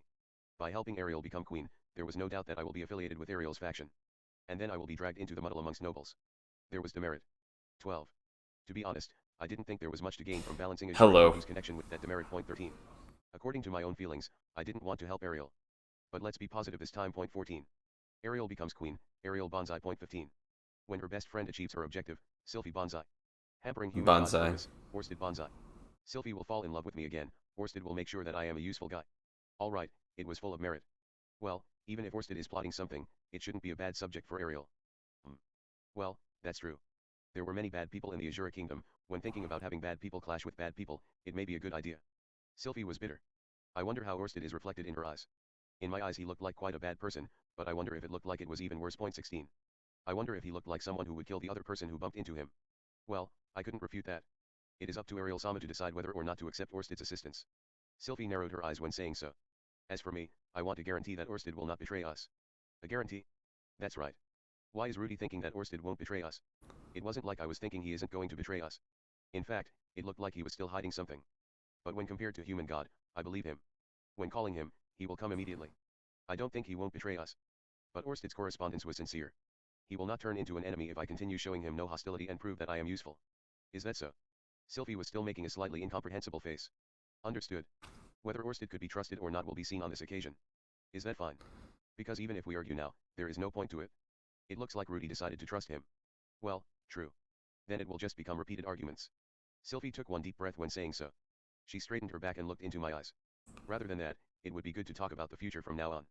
Rudy, no, how does Orsted intend to make Ariel-sama queen? She said that with a sharp expression. Point 17. This was usually a face she didn't show before me, it was the face of Ariel's escort. Making such a face, her boyish look was fully brought forward and became very dignified. First, he intends to convince Perugius-sama. Dragon God and Dragon King, in that case Dragon God, in other words I think Orsted's position is higher, but he intends to convince Perugius-sama. Perugius-sama's influence in the Azure Kingdom is great and he also has political influence. In comparison, Orsted doesn't have influence in Azure Kingdom. Rather, I was echoing Orsted's words. But Perugius-sama will not give in that easily. He doesn't listen to anything Ariel-sama says and it was also useless for Luke and me to convince him. So it seems. Even though Orsted made a request, Perugius didn't seem to honestly do as he said. Because he is rather scary, I thought Orsted's words would be sufficient. As expected, there was something he was thinking about. But Zanaba seems to have successfully gained Perugius-sama's favor. Rudy also seems to be well liked. What's the difference? Regarding differences, maybe it is that neither Zanaba nor I aim to become king. Aiming to become king, did that offend Perugius-sama? This way of thinking was probably too narrow. But it felt like Perugius had his own opinion regarding the existence of a king. I wonder if from the beginning, Perugius-sama never had the intention to support Ariel-sama. No, if he never had the intention from the beginning to support her, he would have firmly refused her. He is testing Ariel-sama about something. Is that so, HM? SYLPHY folded her arms and tilted her head. Anyway, over the next days, I would like the opportunity to talk with Ariel-sama. Would that be fine? Understood, then I will arrange the setting. I'll also tell Luke, I will share a table with Luke, is that okay? No problem. Just, can we keep quiet regarding Orsted as well as make it appear as if Luke and SYLPHY persuaded me into supporting her? Why hide the matters related to Orsted? Rudy became Orsted's subordinate, and if you say that you are following orders from above, Ariel-sama might feel relieved. The dragon god's backing. But I didn't want to give Luke, human god's apostle, more information than necessary. Though it wasn't confirmed yet that Luke was human god's apostle. Because it isn't known where human god's men could be listening from, I want to keep Orsted's instruction and objective hidden as much as possible. Orsted is fighting human god, right? Is human god such a bad guy? Leaving aside whether he was bad or not, he attempted to kill Roxy as well as targeting SYLPHY, and tried to kill me by making me clash with Orsted. He is an enemy. I was also targeted. Saying that, SYLPHY looked at the surroundings. Even now. I wonder, but I don't think he has given up. Then, it's best to watch your back. Also on the road at night. Being told that, SYLPHY laughed out. In this city, the only one who would attack me at night is Rudy. Haha, she took a nip on point 18.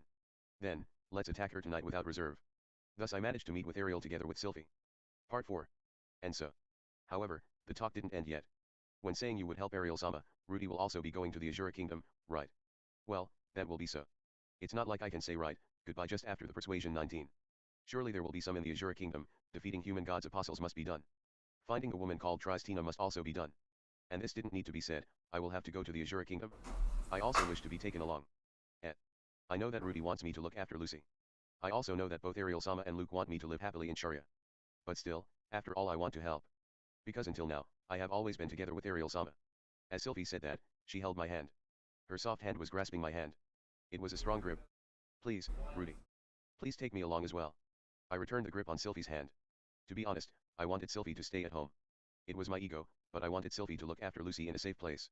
A wife should walk 3 steps behind the husband, I wasn't thinking about something like that. But still, SYLPHY was, I couldn't put it in words, but I felt that I didn't want to expose her to danger. but SYLPHY has been together with Ariel and Luke for years. They have been like this, ever since the Mana Calamity. To me, that would be Eris and Ruijerd. Eris, leaving her aside for the moment. If Ruijerd was in a pinch, I intend to run to him no matter what.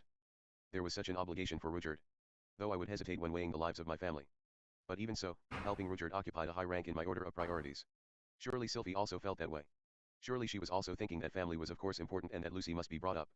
But if her close friends were in danger, it was natural to try hard to help them. Understood. SYLPHY will also help out. Yes. SYLPHY Road smiled trip, broadly and nodded boys. happily. Let's Seeing go. that, I suddenly recalled what Human God said. The talk about how SYLPHY's fate was to die in the Azure Kingdom. Though I didn't believe it, if SYLPHY was going to help out, wouldn't her lifespan be shortened? I wonder if I am thinking too much. History has changed. It will not necessarily unfold as the diary said. But after all, it would be better to say it. SYLPHY. What? Human God hides his appearance, he will manipulate someone to try and hinder Orsted and me. Like how Rudy and Orsted were made to fight each other. Then, we also have to be careful of the one being manipulated. Also, it seems that a familiar person is being manipulated. A familiar person, such as Luke or so. Being told that, SYLPHY's face became stern. Rudy. That can't be. Orsted was moving to make Ariel-sama become the queen, while Human God was moving to prevent Ariel-sama from becoming the queen, right? In other words, Luke is taking actions to prevent Ariel-sama from becoming queen. Something like that is impossible. It was impossible for Luke to turn around and become Ariel-sama's enemy. But, it was possible that he was taken in by Human God's honeyed words. Like that, he ensnares people. I was glared at by SYLPHY. It wasn't to the extent where it was tinged with bloodthirst. It may be the first time being glared by SYLPHY like this. If Luke loses himself and harms Ariel-sama, I will kill Luke. SYLPHY said so with a strong tone. She said she would kill. It was the first time I thought SYLPHY was scary. Neither me nor Luke are thinking of betraying Ariel-sama. If someone is deceived and betrays Ariel-sama, it would be better to be dead. However, I could understand SYLPHY's feelings. If I seriously tried to injure Ruijerd, it was possible that even Eris would become my enemy. It was the same thing.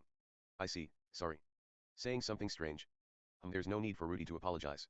Rudy was properly on guard and gave me advice. SYLPHY said so while laughing quietly. Seeing that smile, for some reason inside me, my stomach tightened. Point 20. Yeah. If the time comes when there is no It's choice very, at that time, very let weird SYLPHY do it. for her to say something like that. TL, need TLC, translated as a Very sealed weird. deal. Yeah. Immediately just think about that picture. Ugh. Yeah.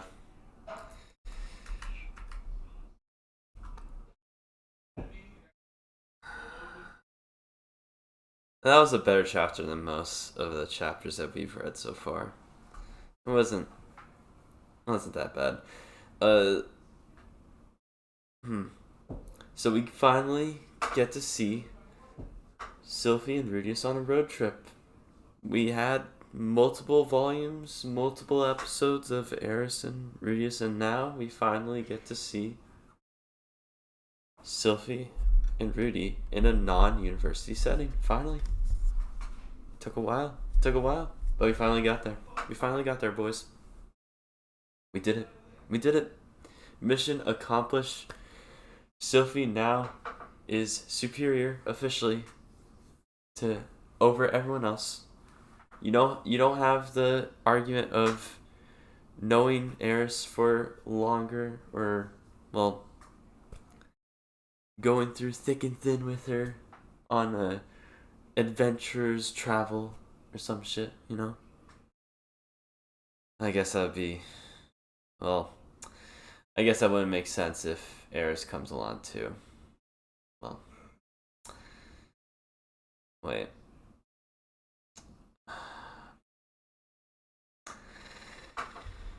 Please just tell me they get alone time. I swear, if they don't get alone time, it's gonna be fucking tragic. Ariel was having a tea party in the gardens.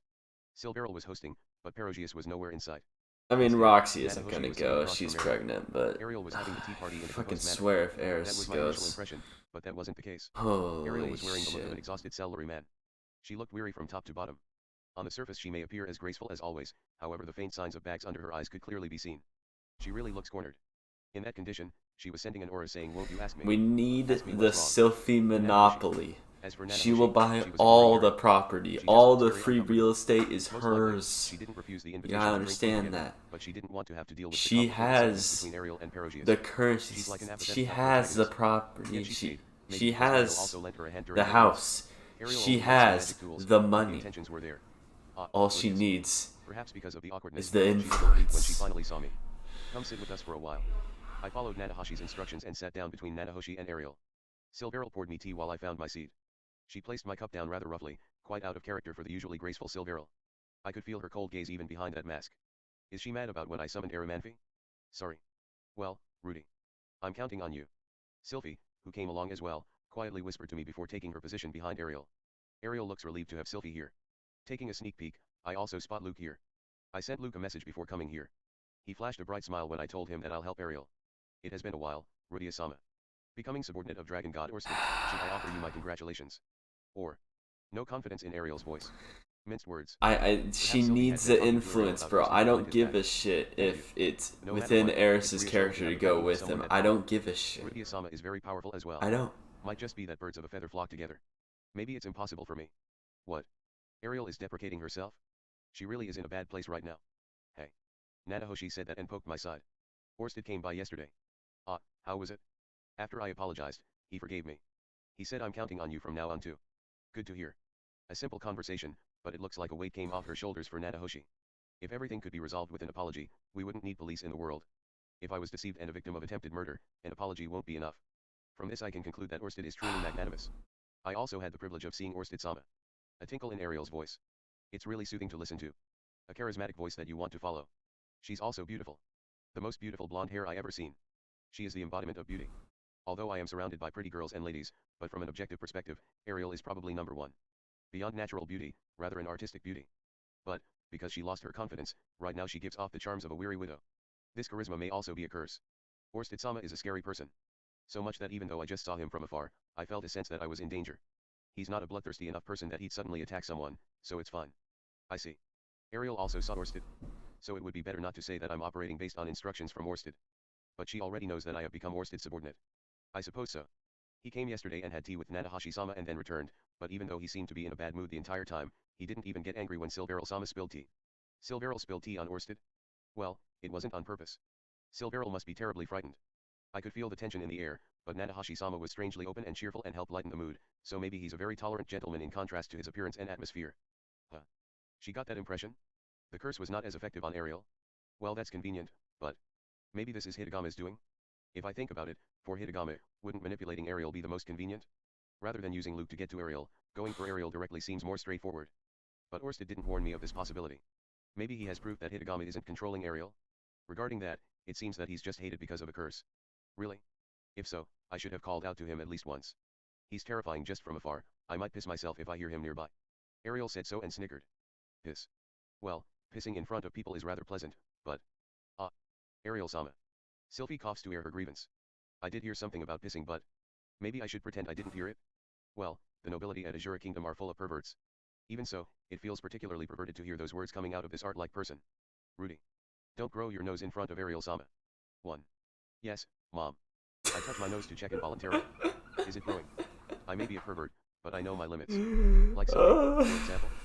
But I shouldn't say that, obviously. Oh yes, of course. Natahoshi is Of course Rudy calls SYLPHY mom. Fucking hell. Regardless, I can understand why Orsted-sama took Rudia-sama under his wings.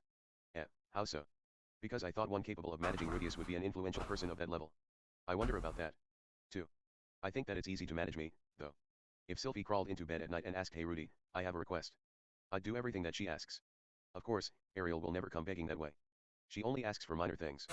I'm a man who acts for women and money. Anyways, back to the main topic. Give Ariel a hand. When you say influential person. For example, someone like Ariel-sama. After saying that indirectly, Ariel covers her mouth and It's squints. true. Rudia-sama sure knows how to flatter a girl. It's not just flattery. She might be cornered, but Ariel is still a princess of the Azure Kingdom. Her stature can be compared to the Crown Prince of England in the past world. I knew you were gonna say something like that. Fucking hell. Only because we know each No. other well. No, We're stop. acquaintances only by chance. Everywhere else, Ariel has been working hard in various ways. Right now, very few key positions in Magic City Sharia have not been touched by Ariel. Principal and Vice Principal of the Magic University. President of the Magic Guild. Head of the Magic Tool Workshop. President of the Merchant Association. Branch Manager of the Adventurers Guild. Everywhere I go, all I need to mention is Ariel's name and I'm set. Well, all I have been doing was taking discounts from Magic City Sharia businesses by name dropping Ariel. Basically, what I want to say is this. She is really capable when it comes to networking. Ariel truly is capable. Once, I also considered asking Rudia-sama to work for me, but... really? I gave up right away. There are plenty of reasons, but the greatest was... Ariel looked straight ahead. Forward, across the cloud-covered sky on the other side of the beautiful garden. Even further away, towards the edge of the blue sky. As she stares, she murmurs. You, who desire power beyond your means, shall face ruin. For an instant, I thought that was meant for me. But, no. Ariel follows up that line. A line from my younger days, from a play I watched at Azure Palace. Great Demon Empress Kisirika Kishirisu said that. That's definitely a lie. Who came up with this bullshit history? Kisirika could never come up with a line that cool. It was the curse Kisirika placed on Golden Knight Aldebaran before her death. Oh. Afterward, Aldebaran became the king. He was feared by all, and was ultimately rebelled against and killed. How dramatic. Wait, this sounds completely different from the history I knew. That play was a required watch by Azure royalty for our coming of age. 3. Coming of age. So their 5th, 10th, and 15th birthdays. In Azure Kingdom, these must be major events. For royalties, plays are probably a must. Of course the truth differs, but it was crammed with all the ideologies of the Azure line. So it was different to historical fact after all. I see. It's entirely different from what I knew as well. The Golden Knight Aldebaran and Kisirika Kishirisu fought to a stalemate. But wasn't it really the battle between Demon Dragon King Laplace and Fighting God? Well, it doesn't matter, but still. All of the ideologies. Yes. Like war, victory, governance, and kingship. Even so, why was Aldebaran betrayed and murdered? Did some king write this play to warn his descendants of our ruin? I wondered about that when I was young. I was 15 when I finally realized that, the line you, who desires power beyond your means, shall face ruin covers everything. With that said, Ariel looks toward the distant sky. Power beyond one's means leads to destruction. Thus, only handle what you can control, what you can master. The power to manipulate all is the way of the king. Right now, I still think so. Ariel looks downcast. Her long eyelashes cast a shadow. I understand. Perugius-sama and Rudia-sama, both are more powerful than I. A gentle smile reappears on Ariel, her usual one. But she looks like she's about to cry. One more time, and if Perugius-sama refuses, I'll give up. Give up? Yes. Of course, I won't give up on becoming king even if I don't have Perugius-sama's backing. Because I still believe that Azure's throne is not too much for me, at the very least. I can feel it. The sigh. But it did not come. Ariel-sama. Yes, Rudia-sama. How am I powerful? Powerful, being special. Indeed, I once dreamed of being such. In my past life, I thought so, and that's why I failed. That's why in this world, I try to avoid thinking that I'm special. I haven't forgotten that. Rudia-sama excels in many areas, but, more than anything else, your magic power. Magic power. Indeed, in that area, I might be special. All thanks to my Laplace factor, my magic potential are higher than most. It's at a level most people can't possibly reach, regardless of how much effort they put in. Of course, that's also because of what I had done with my life. But that alone can't solve everything. Whether it can solve my problems is a different story. Indeed, if all my worries can be solved with magic power, I might have thought of myself as powerful as well. Your worries. I worry daily. Particularly, there are so many thoughts of how do I explain this to my family. That it's suffocating. Fear of Hitogami. Used as Orsted's bait. 4. I tell my family nothing but lies and deceit. I'm powerful. Quit joking around. Perugius-sama may be different but, at least, I am not powerful. Your best friend SYLPHY's husband might have a bit more magic power than usual, a bit more esoteric knowledge than usual, but he's just another average magician with his own private worries. Even I feel embarrassed for saying this. But that was my honest thoughts. I grab Ariel's hand from the table. A soft hand. So small, her fingers feel like they would snap at any moment. From the corner of my eyes, I can see SYLPHY burning up. Ariel-sama, actually today, I came not to chit-chat. Oh, have you come to court me? Ariel's mood didn't change when I suddenly grabbed her. A gentle smile. A weary smile, but this is her neutral face. Court. It's an interesting proposition, but no, the ones who asked me were SYLPHY and Luke. Ariel looks around behind her in rare panic. SYLPHY looks calm, Luke slightly droops his head. I want to help Ariel-sama. As I said that, I felt her grip suddenly tighten. 5. An unbelievable strength from those delicate fingers. It almost hurt. How could you two do such a thing? 6. Asking help from this Rudius Grere? I do not intend to look down on you. What I want to say is different. Suddenly grabbing her hand, talking about that. How would the normal Ariel react? Can I be your support? Honest tears flowed from Ariel's eyes when she heard those words, moved. A beautiful tear. This surprised me, that it would make Ariel cry. Why? Ariel, with her free hand, wiped away her tears and forced a smile. It's the first time in my life I was told a pickup line that touched my heart this much. 7. She jokes, but her face is honest. She isn't blushing, nor crying. The face of a princess. Indeed, that's an incredible proposition. But Ariel did not agree right away. Holding her chin, looking towards me with slightly upturned eyes, her eyes narrow. As if to search my true feelings. I heard that Rudia-sama became Orsted-sama's subordinate, would he allow it? I already informed Orsted-sama of my intentions. Perhaps Orsted-sama ordered Rudia-sama to do this. It's possible that Orsted's curse is less effective against Ariel, and she herself said that it doesn't bother her.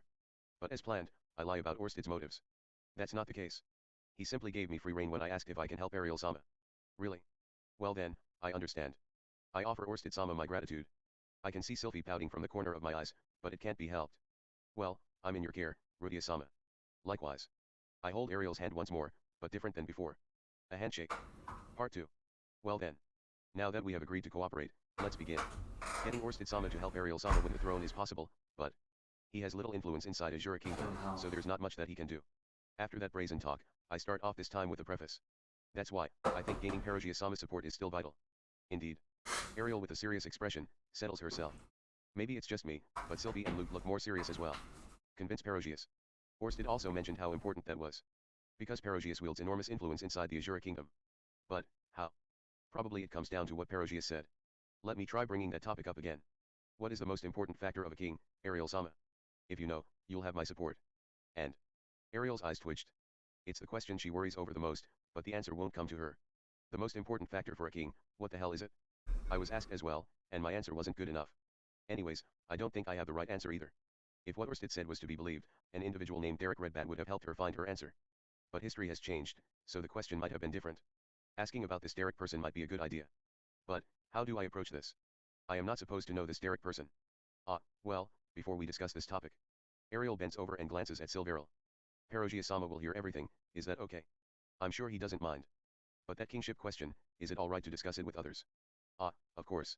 Since it's about becoming king, maybe only that person can think it over? Then what? Taking a glance at SYLPHY, she gently shakes the wings at her back. Perugius-sama has said to Ariel-sama that no matter how she works out her answer, if her answer is correct, he'll lend you his strength. Because he is generous. She said it in a matter-of-fact attitude. 8. So I could have consulted others from the start. Rather, Perugius-sama has been wondering why you haven't. Ariel can only cast a wry smile to that response. I was too narrow-minded. Ariel murmurs, but she looks suddenly refreshed. With her hands she begins to comb her blonde hair, after it's straightened, she stretches out her hand. She then turns her head left and right until it crackles and slaps her cheek. Behavior unbecoming of a princess. Got it? Then, SYLPHY, Luke, sit down. Yes. Understood. Happily those two sat down, but Natahashi's uncomfortableness doubles. Well, let's begin the meeting. A voice of confidence from Ariel, like in our first meeting. Should I applaud? No, probably not. But I probably should raise my hand to speak. Before we begin, let's reach a common understanding. Understanding. What I mean is, I don't know anything about Ariel-sama. What do you want to know? Ariel blushes slightly, and I can feel SYLPHY glaring. It's not like I'm asking for her 3 sizes. No, stick with serious talk. First, I want to know why Ariel-sama wants to be king, if you please. Why Ariel wants to be king. I might have heard of that before. Something about those that died for her sake. Along the way, maybe the name Derek will pop up. Haven't I mentioned this to you before? Did you? Yes, at Rudia-sama's and SYLPHY's wedding. If possible, please tell me again. Hearing that, Ariel says nonchalantly. If I fail to be king, I won't able to face those that died placing their trust in me. So, trust, of those that died. Can you tell me the details about them? Ariel smiles slightly hearing that, but I also feel some concern. Does this have to be that's a rejection. She doesn't want to talk about it? Yeah, I don't know if it will, but I think Perugius-sama is giving Ariel-sama a test. If we look into Ariel-sama's personal relationships, maybe we can find some clues. I see. Good enough, actually, that actually sounds plausible. But, I was honest too. I really have no idea what a true king is about. I remember reading in a light novel from my past life. King lives for his people, no, to lead his people and junk like that before. But as much as I try, I can't find a serious answer. Well, those that died are many. Especially during my escape from Azure Kingdom, 13 died then. 4 knights, Alistar, Callum, Dominic, Cedric. 3 magicians, Calvin, Johann, Babette. 6 attendants, Victor, Marceline, Bernadette, Edwina, Florence, Corinne. The names of these 13 people, I will never forget during this lifetime. The painful journey together, fought together, and overcame hardships together. In hopes of me becoming king, they died. One name did not come up, Derek's. Strange. According to Orsted, he also died, but perhaps he wasn't anyone important to Ariel. There's a possibility I find a hint if Derek survived from these 13. Do you mind talking about each of them in detail? Understood. But it'll be a little long. Is that okay? That's fine, as there's not a single person who isn't important. With that said, somehow the mood became more relaxed. Ariel smiles, while Luke looks somewhat surprised. SYLPHY glows with a sense of pride. Only Nanahoshi looks somewhat peeved. She really is like, get the fuck out, please. Leave me alone. Their personalities, their likes, their dislikes. What they took pride in. The way they talked, what made them smile, what made them angry, what made them cry. Who got along with who liked who hated who. And how they met their ends. Each of their lives worthy of a drama. Ariel's narration alone was more than sufficient to convey their persons. Luke and SYLPHY chip in here and there. Certainly, those 13 live on within these 3. Of course, if the other 2 came, Ariel's other followers, they would know as well. SYLPHY in my future diary, because of my incompetence, left with Ariel. But maybe she would follow Ariel regardless. Thinking that, I realized how strong their bond is. But now is not the time to be jealous. They died for her sake. They died to protect her. That burden I can sympathize with. SYLPHY knows the weight she carries. That's about it? I see. But, unfortunately, I wasn't able to discern the most important factor of a king from those 13 stories. Maybe their bond in and of itself is proof of a king. Say, the round table in King Arthur has 13 seats. Well, if you include those who survived, the numbers don't fit. Perugius-sama, did you figure out something? Well. Sorry. Is that so? Ariel sighs in response. Right away SYLPHY pours her another cup of tea. I too drank a cup during the conversation. It had a deep aroma and a bittersweet taste, resembling coffee. By the way, Nanahoshi excused herself for the toilet and ran away. Maybe talking about the dead was too much for her. What should we talk about next? Well, I want to hear about Derek Redbat. Very much. But that name never popped up, so I couldn't. Maybe I should just drop the name and pretend that SYLPHY mentioned him before? I can just suck it up. During my hesitation, Ariel suddenly put a hand on her chin. Ah, it's unrelated, but I just remembered something. Oh. Luke, do you remember? Back when I was 10, in the palace gardens, I'd always have tea on days like this. SYLPHY looks doubtful, but Luke narrows his eyes from nostalgia. Ah, that's right. Not every day, but once every 3 days or so. That's right, back then, I was always rushed to this lesson or that. So during lunch breaks, I liked to have tea by the garden under the sun. It became a habit. Just me, Luke, and Derek. I can't let that keyword pass. Derek? Who is that? Ah yes, my guardian magician before SYLPHY, from the Red Bat House. An excellent magician, but he died protecting me during the Metastasis event. I know. Ah, can you tell me about him? Behind that door right there is a mystery. So he died during the Metastasis event. Was he involved with the Fino region? Maybe I can find the clue through his story. But Ariel remained silent, looking shocked. Something wrong. No, now I think about it, it was Derek's death that caused me to want to be king. Ariel seems to realize something, placing a hand by her mouth. Then, can you discuss that in details? Details, but it was almost 10 years ago. I might have forgotten a lot about Derek. Please try. Let me check on Ariel something actually. Holds down her chin, closes. I'm gonna check something real quick. Let me mute.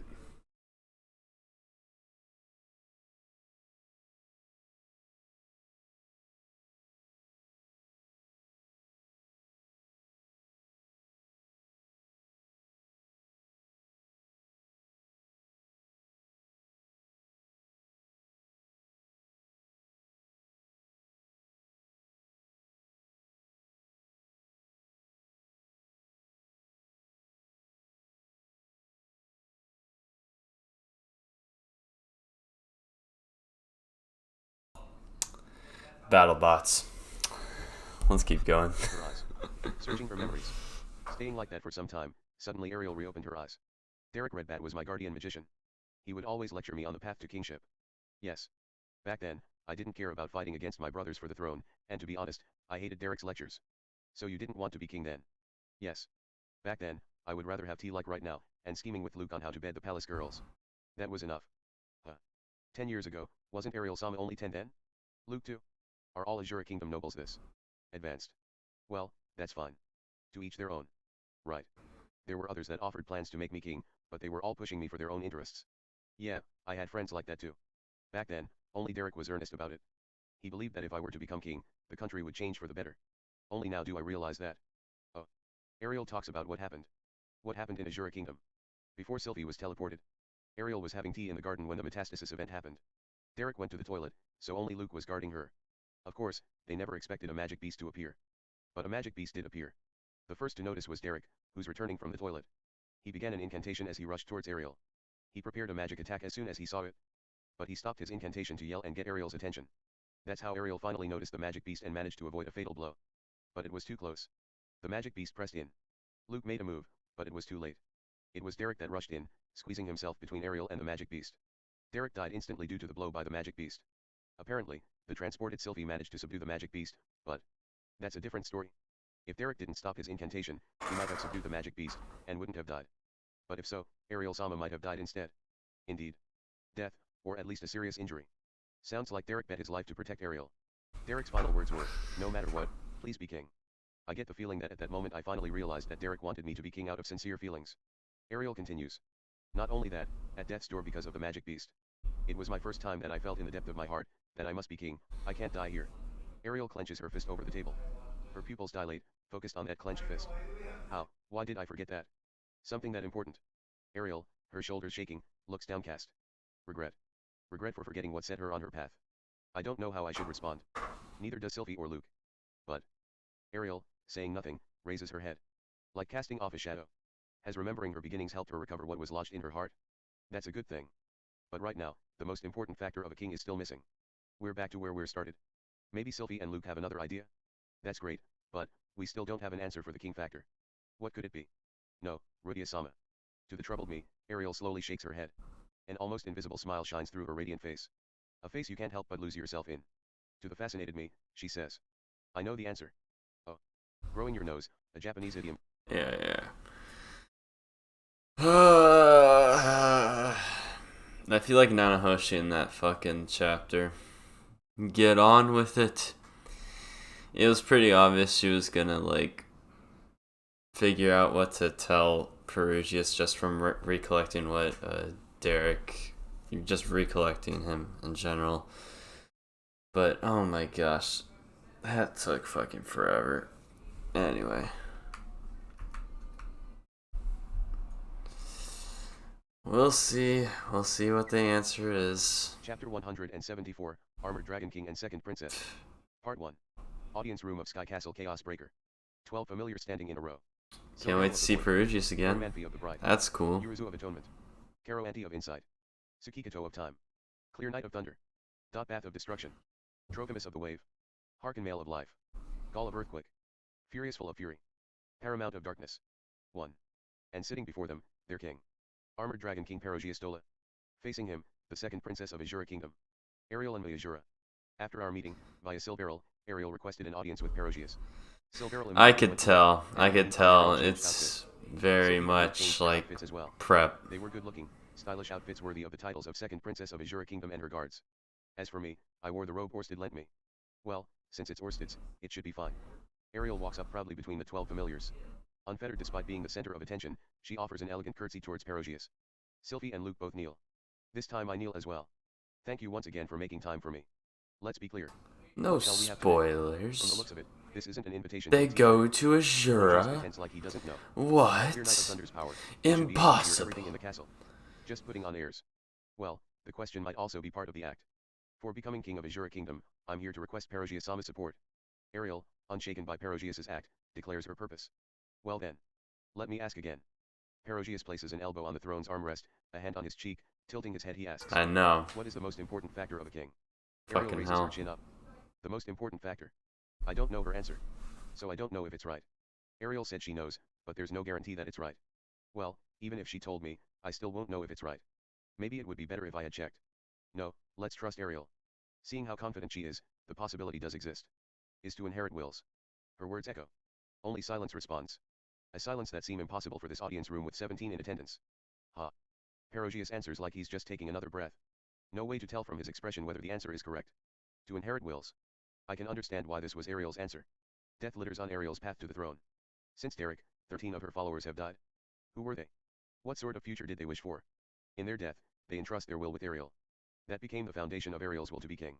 And Perugius' friend. Countess Friend Azure was a man at war. Rumors are he's easy to get along with despite being royalty. That person became king. So maybe, he also inherited the wills of those that died in battle? I sense a connection in this answer. So this must be the answer. But somehow, for me at least, it felt a little cheap. Ha. Inherit wills. Perugius jeers at Ariel and laughs. In other words, your intention to become king is just something you were influenced by other people to have. Can that person be called a true king? Contempt in his voice. In other word, wrong answer? But Ariel looks unshaken. Yes, that's right. Perugius-sama. The likes of my intentions are just something I was influenced by other people to have. I am far from what the public views a true king to be. However, Ariel inhales, her voice remains resolute.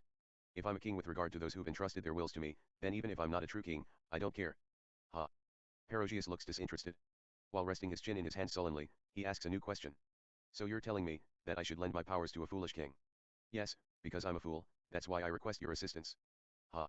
Is this going well? I thought Ariel responded well. A true king isn't a concept you can grasp, nor an answer you can find. Just aim to be one as king. Govern them and become the king they desire. I don't know if it's right, but that sounds splendid. But maybe the answer Perugius seeks is different. So you thought that with that answer, you'd really receive my assistance? No, Perugius-sama. But those are my true feelings. I have not lied. That is why Ariel and Azure seeks the throne. With a strong, unwavering gaze Ariel looks toward Perugius. If that is no good, Then Perugius-sama's power is unnecessary. Words of repudiation. Perugius's eyes widen, his 12 familiars visibly agitated. SYLPHY and Luke too, look in shock. I'm also shocked. So you don't need me to become king. If my ideals and Perugius-sama's ideal are too far apart, it would just become a hindrance. Perugius stops supporting his head and slowly stands up. That look, is it anger? His lips tight, eyes wide. His fists are unclenched, but he looks overbearing. Then he suddenly raises a hand. For a moment, I thought he was about to issue an attack order to his familiars. Well said, Ariel and Azure. Your conviction, I have received it. I was already pouring magic into my staff, but stopped. When I heard those words. I, Armored Dragon King Perugius Dola, swear on my departed friend, Countess Free and Azure, to lend you my support. Perugius roars. Ready the magic teleportation circles. Return immediately to Azure Palace. Prepare for my arrival, and call for me. Thank you very much. Ariel offers her gratitude to Perugius. SYLPHY and Luke both bow their heads even lower. I grasp my staff still stiffly. Honestly, I didn't think it went well. The answer was wrong. Ariel picked one that Perugius didn't approve of. Yet, Perugius still lends Ariel his power. Did he realize something in his conversation with Ariel? Regardless, Perugius swears Ariel his support. Thus, Ariel gained Perugius's backing. Part 2. Ariel takes her leave from the audience room. Ariel looks composed, but Luke and SYLPHY look accomplished. I was leaving with them. When I suddenly turn around, Perugius and his 12 familiars remain behind. Perugius was watching us leave, and we inevitably exchanged a glance. What is it, Rudius Rere? Nothing. I turn back and plan. Here comes the interesting shit. So in the end, Let's the most fucking important fact about King go. was that the right answer. Perugius answers with a snort. That wasn't what I hoped for. Then, why? Perugius laughs happily when he heard my question. Ariel and Azure does not at all resemble Countess. But the way she talks, how she stands up for herself reminds me of something. Wasn't Countess, the so-called ideal king, also someone like her? Countess, the ideal king? Everyone regards Countess as the ideal king, but even he thought that he was far from ideal. In his youth at the bar, in our war encampments, even after becoming king of Azure, he often talked about what it meant to be the ideal king. Perugius speaks with nostalgia. In the end, Ariel is far from Perugius's ideal. But maybe she's closer to the ideal for Countess, something like that. The ideal differs for everyone. I see. For Perugius-sama, then, what is the ideal king? Perugius stares me down when I asked. I have no reason to tell you. Indeed. Apologies. I take a bow and decide to leave the scene. If he doesn't want to tell, I don't need to know. But suppose he did. Suppose I tell Ariel the answer later. Maybe Ariel will lose her hard-earned confidence again and become lost again. So if I don't need to know, he doesn't have to tell me. Rudius Rere. But Perugius stops me in my tracks once again. When I turn around again, Perugius is already up and heading towards the other exit. Let me ask you a question. What is it? Why did you not mention Orsted? I dislike him, but I cannot ignore his name. If you had mentioned him in that situation, wouldn't the conversation have gone more smoothly? Orsted has asked Perugius himself and was refused. So I thought mentioning Orsted wouldn't do much good. Am I being tested? What did he want me to say? Because the one who wants to be king wasn't Orsted-sama. But he does want Ariel as king, correct? And you agree as well? If so, then why not bring that name out as much as possible? Even if we did that, Ariel-sama still needs Perugius-sama's support if she is to be king. Orsted-sama and I do want to help, but we're mere outsiders. I think it's counterproductive to bring him up to force the topic. I think it's a good idea. Ultimately, it's ideal to let the person in question be involved. I don't have anything in particular planned for after Ariel becomes king. I mean, I don't expect anything from her. I don't know what Orsted has planned though. Regardless, since this isn't my responsibility, I don't need to force anything. Your way of thinking is too timid. Perugius acts like he spat out something and returns to his room. Unable to stand the gaze of the remaining 12 familiars, I take my leave. It's a little embarrassing. So in other words, he's saying that it's no good for me to say non-committal and insincere things. Part 3. I head towards Ariel's room after leaving the audience room. I apologize for my lateness as I enter. A snow-white, almost transparent shoulder comes into view. Ariel is changing. SYLPHY is stripping that gorgeous outfit off her body, showing a loosened corset underneath. Hey. Rudy. It's fine. Rudius-sama has done me a great service this time. No matter what time it is, he has no need for permission to enter the room. Hold on, Ariel-sama. Sorry, SYLPHY. I wasn't considerate. Rudius-sama, please, you'll do me a great favor if you just wait for a moment. Before that line was said, I have already left the room and shut the door. Ariel seems to have misunderstood my intentions. I was not shameless enough to spectate on a girl changing. But Ariel's figure sure is something. Eris has a nice figure too, but that's because she honed her body. Ariel's figure is a gift from God. I got the feeling that you can't train a body like that. Maybe it's in her DNA. But when it comes to proportions, SYLPHY won't lose either. She has neither the boobs or butt. But her proportions are ideal. I love that about her. Of course, Roxy is a god, so no comparisons. Next time, I'll learn to knock. When I don't, I get an eyeful of a man doing dirty deeds with dolls. From those experiences, I should have known better. I'm too forgetful. Say, wasn't Luke in the room too? And that guy was okay? Probably. When it comes to who Ariel feels the most secure with, it has to be Luke. Rudy, it's okay now. After a while, the door opens a crack and SYLPHY appears behind it. Despite what she said, I can see the unhappiness on SYLPHY's face. Ariel's, did you see? Her panties are white. SYLPHY puffs her cheeks. By the way, her panties are also white. I confirmed this yesterday, so I'm confident. After poking her puffed cheek, I strut in the room. She pinches my butt on my way in. SYLPHY san. What is it, Rudius-san? Let's leave the flirting for when we get home. Seriously. SYLPHY swats my butt, and still pouting, she trots across the room and violently sat down on a chair in the corner. Her rosy cheeks are also very lovely. Well, enough about that. Now changed, Ariel sits in the middle of the room. Even her everyday wear she looks of a princess, maybe that's the difference of a price tag? No, enough about that. First I'll apologize. Earlier, when you're changing, sorry. No. So how was it? How was what? My body. Do I have to answer? Oh, this is also a test. Today is test day. I won't make a mistake this time. Wonderful. I think, in various places, but I love SYLPHY the most. Really? Sorry to be an eyesore. Ariel giggles and SYLPHY lets out what are you saying? With her face glowing red. Luke can only shrug. Is it because of the success in convincing Perugius? The mood is rather relaxed. Please sit. She puts on a serious face and offers me a seat. I oblige. It's all thanks to Rudius-sama that we can move forward. No, I didn't do much. No need to be modest. Wasn't it just as Rudius-sama said? The answer was within me. It ended well. This might also be fate, but, according to the diary, without Derek here, Ariel would not be able to convince Perugius. With my help, Ariel found the answer with her own strength. I think so. I think it turned out well. However, the next step. Perugius-sama said to head immediately back to the palace and prepare the venue. I plan to follow his instructions and head back to Azure Palace. Prepare the venue. In the literal sense. I don't understand it in the literal sense, though. Oh, let me think about this. If I read between the lines, this means Perugius does not plan to travel with us to Azure Kingdom. So, Ariel heads back first and prepares a place suitable for Perugius' arrival. For example, a party venue where many nobles will gather. Get that ready for him, and call for Perugius. And Perugius and the 12 familiars will arrive with much fanfare. All the nobles will scream OMG, it's Perugius, and pant while prostrating themselves before him. Something like that. Well, what's the hurry? Shouldn't we take more time to get ready? That can't be done. I already received word of my father's illness. Ariel looks surprisingly composed while announcing such a serious news. Well, I expected the news to come later, but Ariel already received the news. If so, that reduces the chance that Luke is apostle of Hitogami. Because it's less likely that he heard it from Hitogami. Well, the possibility exists that Hitogami told Luke, and Luke in turn told Ariel. Hold on. Then it's also possible for Ariel to hear this directly from Hitogami. Ariel might be an apostle of Hitogami. It's checkmate for us if Ariel is an apostle. Maybe Orsted got the timing wrong. Regardless, I should consult Orsted about the possibility of Ariel as an apostle. Looking at Rudius-sama's reaction, you already knew. Or maybe, now that you're insubordinate of the dragon god, even the illness of Azure's king doesn't bother you. That's because, after seeing Luke Senpai abruptly requesting my aid and Ariel-sama in such a hurry, I had a premonition about the situation. I tried saying that. Ariel looks convinced, nodding her head. Good enough. Since Rudius-sama probably also expected it. Then, will 15 days to get ready suffice? Ariel only needs 2 weeks to get ready. Pretty rushed. Well, my diary doesn't have any exact dates recorded. Maybe this was the right timing. And Orsted got his timing wrong. Luckily, we can request Perugius-sama to prepare a magic teleportation circle for us, so our travel time might not be long, and we might have time to spare. But with my father ill, if I don't hurry back we might miss our timing. By the time I arrive, my brothers might have already solidified their position. Sounds like the king will die from this illness. Then, the successor will be christened. If we drag our feet, Ariel might not get a chance to join the fight. Even so, I also worry.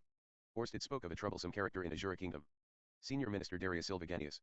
According to Orsted, as long as he lives, Ariel's chances of victory remain slim. That's why we need Darius's Achilles heel, by getting in touch with Tries. If Tries is here, we can take down Darius. A mere senior minister of a country should be nothing when we have Perugius' backing. That's what I think, but if that's the case, Orsted wouldn't need to point him out in particular. With Perugius' support, we're evenly matched against the first prince.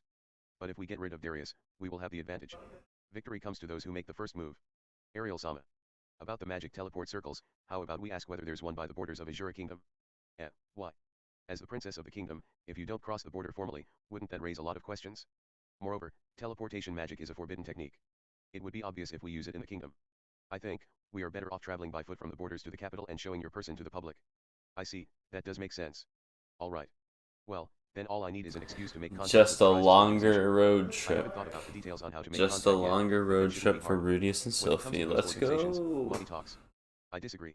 The person that interrupted the conversation is Luke. His Highness is ill. We don't know what traps first and second prince will set for our route back. Magic teleportation circles may be forbidden. But as long as we're not seen, we can make up excuses. Right. That also makes sense. This wasn't like before. We'll have Rudius-sama's support as well, so we're fine combat-wise. But according to rumors, the first prince has hired North Emperor as mercenary. We should be safe once we reach the palace, but on the way we'll be in danger if attacked by North God-style assassins. I can sense the fear in Luke's words. Being targeted. I'll pass. From looking at their expressions, Ariel's and SYLPHY's feelings lean toward Luke's argument. These three struggled in their escape from Azure Kingdom. They must be scared to be targeted again. In that case, what then? Can I find an excuse somewhere, as early as possible, and make contact with Traz? No, Ariel won't be pleased if I disappear anytime in the journey. I still have not determined whether Luke is Hitogami's apostle. His suggestion might also be under Hitogami's guidance. Both Rudia-sama and Luke make good arguments, so. SYLPHY, what do you think? While Ariel was worrying, she drew SYLPHY into the topic of conversation. Well, for me, I think it's better if we teleport in the country. I don't know where we'll arrive at, but if by avoiding the border crossing we can avoid the first prince, I think it's worth the risk. Yikes, SYLPHY leans toward Luke too. Besides, we didn't make a huge scene when we left either. So I think it's fine to return quietly. From the border to the capital will take at least a month. So there's travel fatigue to consider as well. Is that so? Understood. Then, accordingly, let's teleport inside Azure Kingdom. Oh no. Hard to disagree. Don't tell me Hitogami told him. Ah, fuck. Don't tell me Hitogami told Luke to pitch the teleport idea. We'll probably fail in negotiations. Speaking of which, I need to introduce Ghislaine to Ariel before we head out. Ellen Elise is pregnant. In that case, I can't ask Cliff either. Who else do I trust and can negotiate? Zanaba doesn't seem to have much negotiating skills. Maybe if he brought Ginger along. No, I shouldn't involve the prince of another country in this. While I was thinking. Knock knock, a rattle from the door. Come in. Please excuse me. The one that entered is SYLPHY. She examines the room and lightly fluffs her wings. Then, she says. We have just confirmed that all the magic teleportation circles inside Azure Kingdom have been destroyed. What? That came out of nowhere. All the magic teleport circles, destroyed. How did that happen? SYLPHY explains plainly. After the audience with Perugius, she received immediate orders to activate magic teleportation circles. Inside the Sky Castle, there are many magic circles pointed inside Azure Kingdom. But when SYLPHY checked them, the magic teleportation circles were unpowered and unresponsive. Finding this strange, SYLPHY requested Arimanfi to investigate, and he discovered the magic circles there destroyed. Accordingly, Arimanfi investigated other locations and found all of the ones Perugius can access inside Azure Kingdom destroyed. Thus, SYLPHY says. It is impossible to teleport into Azure Kingdom. The closest available magic circle is near the border of Azure Kingdom. From there we will have to travel by foot. Someone did this on purpose. But who could have done this? Is it Hitogami, or Orsted? Tomorrow I should check with Orsted about this. But right now, it's hard to clear my name on this. Luke looks at me suspiciously. This happened right after I made my proposal. As if to say, do you know about this already? SYLPHY too, looks nervously in my direction. Their distrust of Orsted grew. Only Ariel looks unwavered. In that case, it can't be helped. Let's go with Rudia-sama's proposal instead. Yes, but Ariel-sama. Luke has a voice of dismay. Ariel ignores him and continues plainly. Luke, inform Elmore and clean and prepare for travel. SYLPHY will come with me to make our rounds with the luminaries in Renoa Kingdom. Rudia-sama, I'm counting on you. Everyone, please make your goodbyes. Yes. Luke quietly nods. We disperse, each holding our own reservations. Names are Crapshoot, Chapter 174, Armored Dragon. Princess. Oh my gosh, I keep messing up. Okay. Anyway.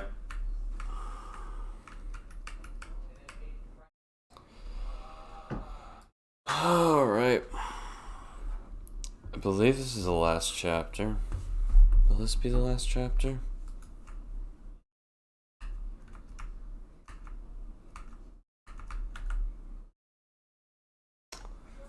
A world map. Orsted Sussy Baka, I trust him. Do you see the amount of blank checks that he writes to Rudius? He gave him a nice good old cloak, you know? Nice good old cloak. That helps protect him, you know? He's friendly. I like him. I like Orsted. Chapter 175, Before Leaving for Azure Kingdom. Part 1. A cabin on the outskirts of Sharia. My third meeting with Orsted there. Ariel successfully persuaded Perugius. I report that to him, as well as the news that the magic circles to Azure Kingdom are broken. Orsted smiles when he heard the news. A wicked smile. Or maybe that's his normal one. I see, well done. I was praised. But problems remain. About the magic teleportation circles, what do you think? About the magic teleport circles, he seems to doubt me momentarily, but soon looks convinced of my innocence. It's expected that he would suspect what's he hiding from me. It was probably Hitogami's doing. That idiot made a bad move for his opener. Let's hope that continues. Orsted seems to have realized something. Quite merry. Murmuring with this, just one more or something. What he means by Yeah. that, I hope he will tell me. If possible, can you explain the mistake? Indeed. Orsted sits back down and stares at me. He's like, here's a very powerful glowing. staff. Here you Perugius go. confirmed that Now he you can't use can the magic kill me. teleportation It's like, circles. wait, what? Boss. In Azure Kingdom, there are not many Bruh. magic teleportation You're just circles gonna available. give him like They're mostly all the emergency keys stations for to nobility and beat royalties, up like some of which are defunct, which even Perugius takes advantage Orsted of. later on. I see. Just going, Royalties escape route. his That's equipment's where the just error gonna be is. fucking I see. loaded. That's how it is. No, I don't. What is? Explain a bit more. Please. Basically, magic teleportation circles are not places regular people would have access to. They're protected by soldiers. To enter and hinder the magic circles, only royalty or upper nobles have the power to do so. Oh, of course. And then, think a little on your own. Yes. The power of royalty. For them, stopping magic teleportation circles is equivalent to cutting their own lifeline. Because of the possibility of Perugius using them, the defunct magic circles were destroyed. The chances are high that this happened under instruction of Hitogami. Which means chances are an apostle exists among the royalty or someone who advises them. And he is. So First Prince Grabble or Senior Minister Darius are likely Hitogami's apostle. Indeed. Moreover, the manpower necessary to destroy all the magic circles within the entire Azure Kingdom, there isn't anyone but Senior Minister Darius who wields a private army of that size. Oh. So that's how it is. Him wielding a large private army is news to me. Basically, Senior Minister Darius is an apostle of Hitogami has been confirmed. Yes. The possibility exists for the First Prince as well, but that doesn't matter. He's a target to kill either way. The First Prince is an enemy to Ariel, so kill him. Part of me doesn't want to be involved with regicide, but it can't be helped. If it ends up being something I have to do, I'll do it. With this, there's one more person. You mean? Luke is also a sure thing. No doubt about it. What about Ariel? Impossible. Enough with that kind of joke. 1. What do you base that on? There are people Hitogami can't manipulate. Ariel is someone he cannot manipulate. You have a way to determine that. My intuition after many years. Intuition? But it seemed like he said it after thinking, so he might have some certain basis that he won't say to me. I won't ask for an explanation for now. There are more important things to talk about. If we're wrong, and that Ariel is an apostle, then what? If that happens, I'll take responsibility and settle things. He'll settle things. Well, that's not necessarily killing. Anyways, for now I will ignore the possibility that Ariel is an apostle. Nah, he means killing. In that case, maybe I should inform Ariel of killing. Orsted's intel. Ariel seems to have some resistance to Orsted's curse point too. If she isn't an apostle of Hitogami, wouldn't it be better if we gain her full cooperation by telling her everything? Oh, never mind. When So Orsted they handles things, believe he he means never betrayed handling things on an Also, apocalyptic might scale, Ariel's best okay? interest. Right. He's gonna fucking Manipulated by destroy Hitogami, shit. that He's possibility gonna exists. wreck He may shit. have convinced himself Wreck it that, Ralph given the situation, style. He's just he's making gonna the best move. everything Makes in things his worse. path just I'll try to- obliterated. Orsted is thinking that Luke has the role of intermediary. Time to Luke's restart. role is to inform Hitogami of my movements. But there's a possibility that when push comes to shove, Hitogami will give him advice that appears to benefit Ariel and actually leads her to ruin. He's playing a chess match with Hitogami and realizes Hitogami just took Ariel's like, I want to confirm our fight he against just Hitogami. flips the fucking Just to make board. sure I understand the situation. Is that okay? Oh. I begin to recite. We start again, Summary of bitch. Hitogami's and Orsted's battle tactics. First, Hitogami can see the future. The future he sees is both extensive and detailed. And he has the power to change that future by manipulating someone. But he can't see futures that are influenced by Orsted. Compared to Hitogami's foresight, the Dragon God's secret art is stronger. When Orsted influences things, Hitogami ends up seeing an incorrect future. When he discovers something out of place in that future, or possibly when there's a clear change in the future, Hitogami knows Orsted is interfering. But he cannot see how Orsted changed that future. He can only estimate. So long as he does not know what Orsted is trying to arrange or what Orsted's objective is, Hitogami does not have a surefire way to change the future as desired. Because of the curse of being hated, Orsted is able to take action with Hitogami not discerning most of his hand. But also because of the curse, Orsted has few help available to him, limiting his reach. But now with me in league with him, his reach increased. My existence could be called an invisible chess piece. But if this piece moves Ah, too yes, easily, another then Orsted's chess intentions would be reference. exposed. Yes. So I should act prudently. And avoid leaking information to Hitogami's spy, Luke. My chess And also those that example trust Luke, that would is confide to him, SYLPHY and growing Ariel. more and more He can't stop relevant. people from Yes, talking, so yes. it would be better if I talked about this to others as little as possible. Do what I can to hide Orsted's intentions and actions. I might look suspicious again. But it's fine as long as we succeed. Our goals here are to not let Hitogami know our intentions and defeat Hitogami's apostles. I will work until I die and help bring Orsted victory in 100 years. Is that right? Yes. It is. Orsted nods heavily. Got it? Now I know what I must do. Perugius may call me timid, but no matter what, we'll move towards our objective. Likely candidates for Hitogami's apostles. Luke and Darius. That's two. And the final one. Unsure. But, based on Hitogami's habits, likely someone with talent with the sword or magic. Talented in sword or magic. Well, they can't be someone from my family. I know SYLPHY and Eris. So maybe like my diary said, North Emperor or Water God at Azure Kingdom. How about the North Emperor and Water God? Obear and Ryuga. Indeed, very likely. On the way to Azure Kingdom, stay vigilant. Orsted-sama is not coming along. Of course, I'll be tailing you. We won't be taking the same actions, though. Following behind us. That really sounds like I'm manipulated from the shadows. Well, since I can consult him as needed, that doesn't sound so bad. Understood. Then. Luke, Darius, Riadat, Aubert. I'll pay attention to those four. Right. Darius, Aubert, Riadat, are fine to kill. Observe Luke, if necessary, kill him. It's okay to kill him based on my judgment. Yes, your judgment. He really trusts my judgment. He probably thinks I can kill easily. Since my fight with Orsted was a rare occasion when I was relatively serious. That's fine. I'm serious this time. Part 2. Next day. I mean, come on. After waiting for Norn to return, Rudius could probably destroy his city if he really wanted to. Come The trip on. will take 3-4 months. The destination is Azure. He was almost going to do it in the anime, so. To help Ariel. The family reacts nonchalantly to the announcement. Ah, do your best. Can you leave some soil for the garden? That was Aisha's response. She's more worried about soil than me. Ariel-sama is leaving school, so. Should we have a farewell party? Norn is more concerned with school. Weird. The previous time was gloomier. I want to have a wet farewell like that time. I thought Aisha would be in tears, and I'll hug Norn and say I'll be back. 3. But Unai-chan, every single time you say something like, Unai won't come back. Yet you always come back, don't you? Ah, I see. Even at death's door I come back every time, so my sisters have faith in me now. Or maybe they are putting up a front to reassure me. Regardless, if Aisha and Norn feel safe when I try my best, that's fine too. Also, you keep bringing back new women. Hey, I'm worried too, but this time Erisana and Sylphiana are going too, so it should be safe. Erisanzan too? Speaking of her, as soon as she heard Azure Kingdom she went back to her room to pack up. Unilaterally declaring, oh, I'm going too. Without any hesitation. Who do you think she'll be this time, Nornana? I'm not sure. Maybe Ariel-sama's attendants. Clean senpai, also Elmore senpai. The impolite conversation continues, but there won't be more. I want to loudly declare, but my lower half no longer has any credibility. It's not my fault I'm so popular in this world. But I think it should be fine this time. Sylphie and Eris are coming. Right. I can't go alone. Because I'll back up. So as protection against me backing up, I will ask Eris and Sylphie to be my reservoir.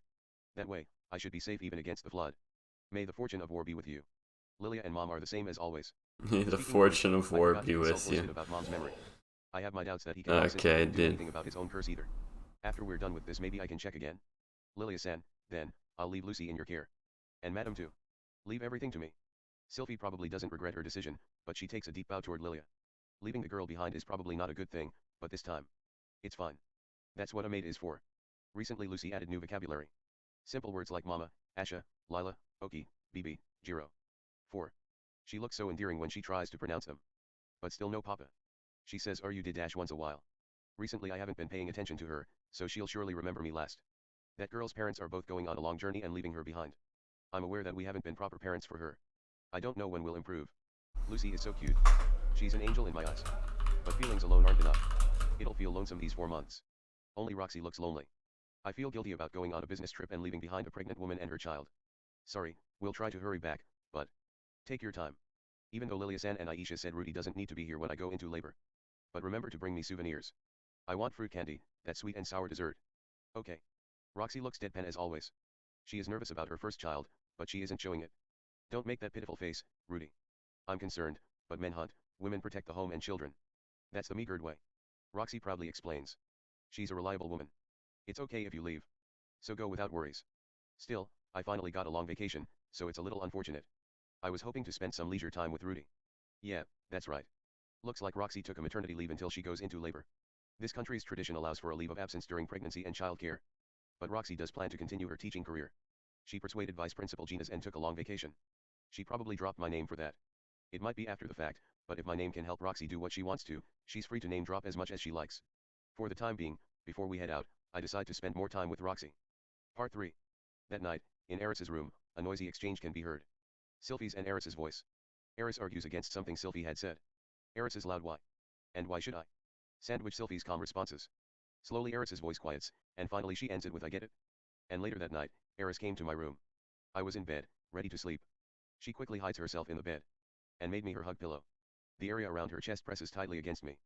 Pressured by such a matter at night, even a gentleman can hardly sleep. Well, tonight I'm also a gentleman. I don't mind doing it either, however. I want to check something before doing the deed though. You got in a fight with Sylphie. We didn't. Is that so? I didn't hear any actual fighting.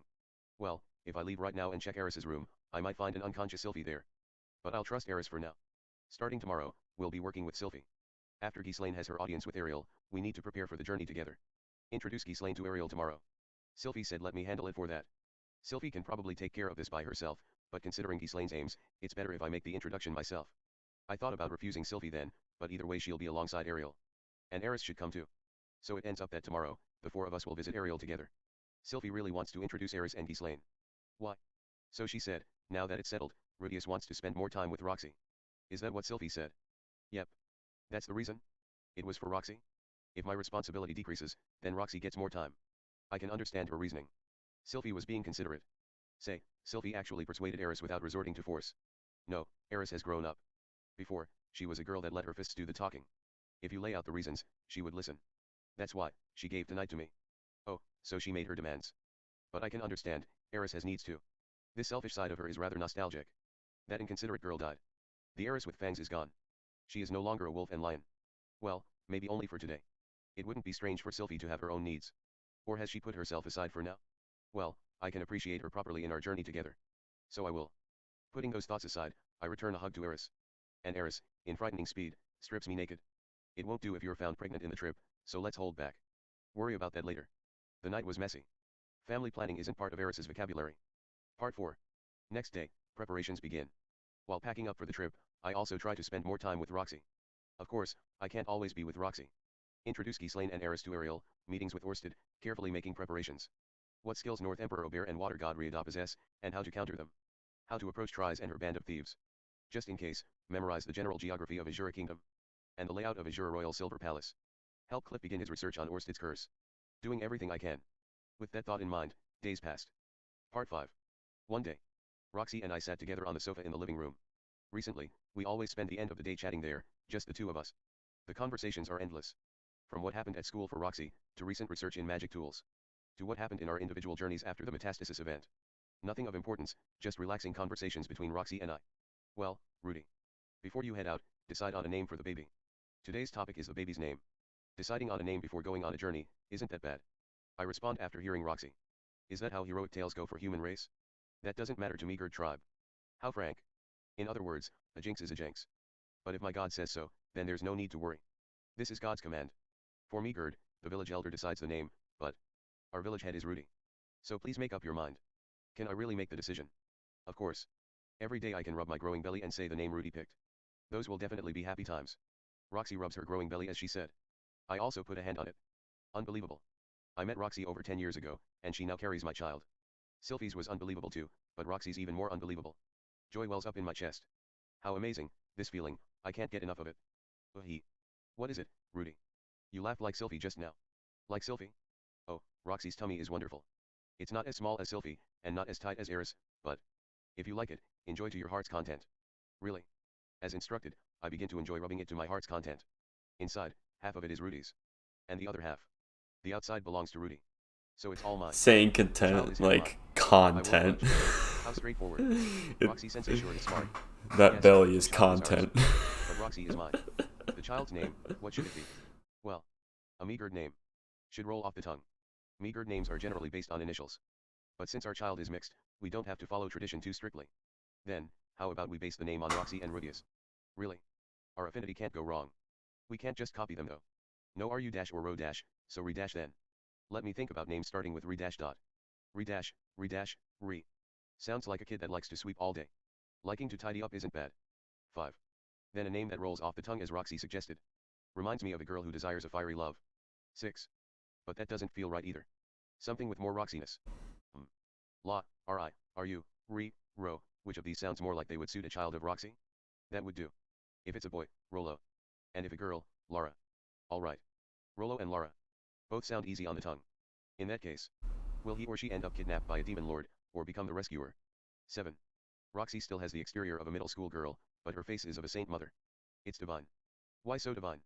She'll definitely give birth to the child of God. Rudy. Yes. I know what I said a few days ago, but please come back safely. I want Rudy to hold this child together with me. Yes. That goes without saying. The day to leave arrives. Accidental pun, impossible is Arianu. Okay. Side story, Black Wolf Sword King. Alright. Let me just get this thing done. Alright. Let's keep going. Side story, Black Wolf Sword King. Part 1. This will be the last chapter for the day. With Ariel and Azure. At an auditorium slightly far away from the Magic University's women's dormitory, prepared for nobles. Good thing you didn't. Has a variety of uses. Currently, this place was reserved by Princess Ariel in preparation to move. In front of the auditorium's room, there were 4 figures. There were 3 women and 1 man. Quagmire Rudius, and Silent Fitz, SYLPHY. The other 2 were sword kings who had recently started to become famous in the neighborhood. They were Eris and Ghislaine. I'll say this first, I've forgotten about etiquette. I'm also ignorant in manners. In front the auditorium's door, those 2 declared squarely.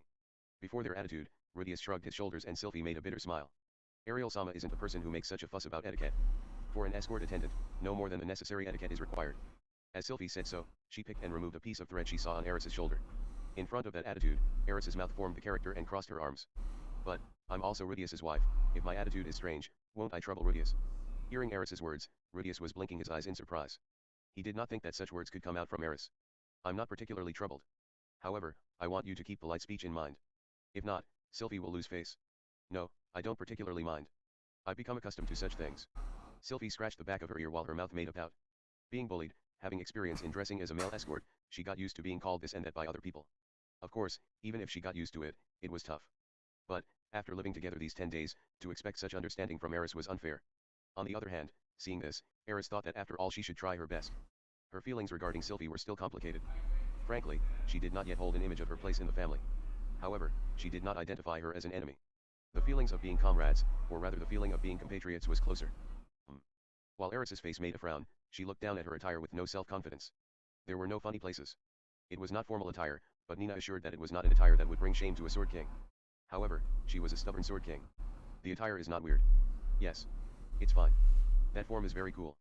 Having received SYLPHY's approval, Eris nodded with all right. Somehow, having SYLPHY say it's all right was enough for approval. Or would a dress be better?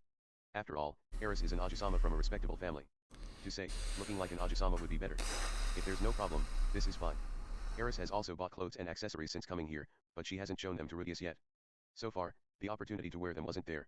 Somehow they did not feel suitable, not once were they put on. What was shown was only a negligee for night use.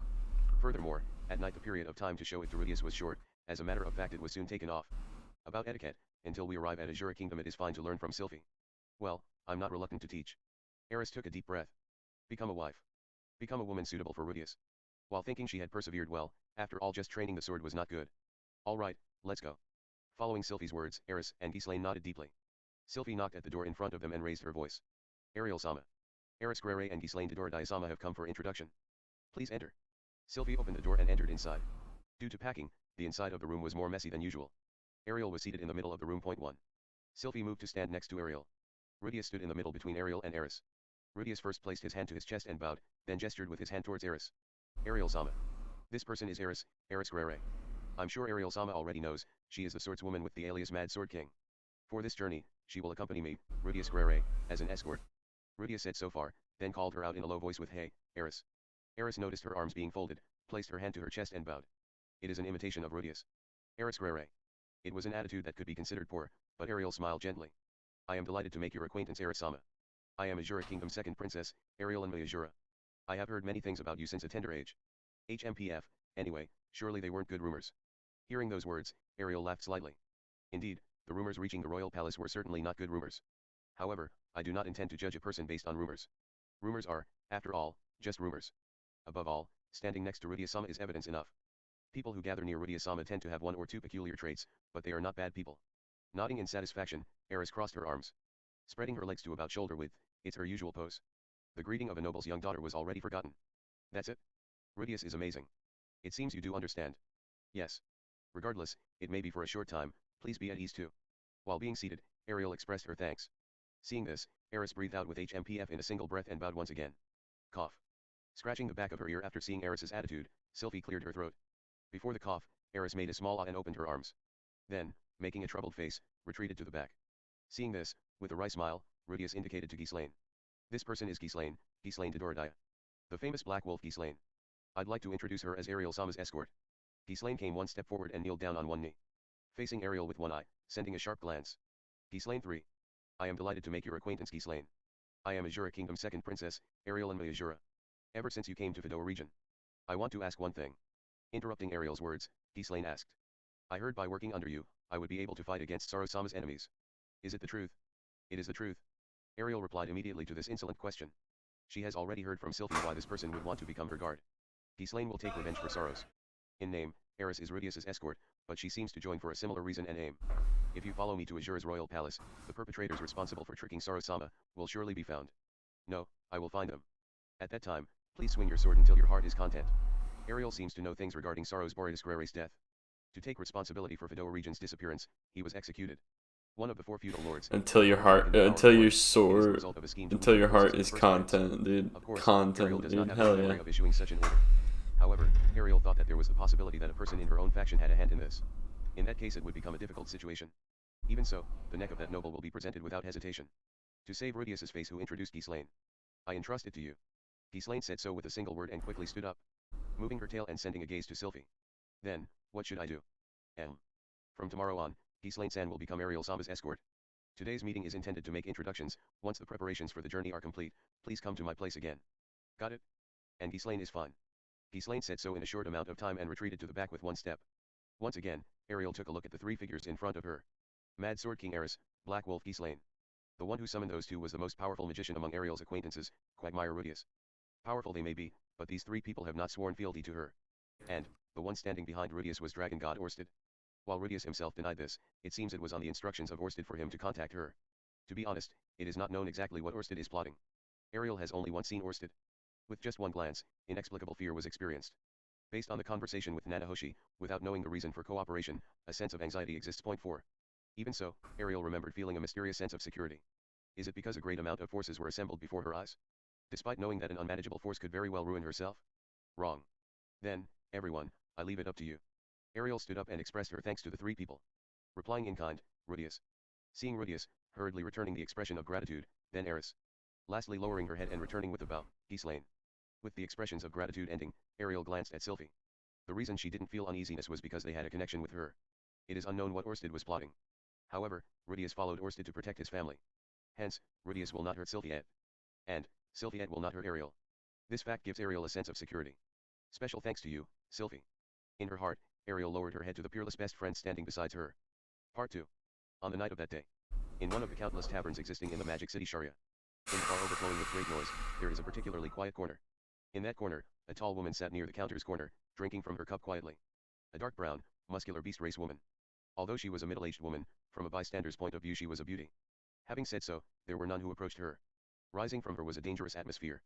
As the Mad Sword King was an existence that called forth fear, this was what kept her from being popular. Furthermore, although she was the teacher of the Mad Sword King, she was not the person known as Mad Sword King. In that tavern, a new customer arrived. Arriving by tinkling the door's bell was a woman from the Long-Ear tribe with magnificent hair.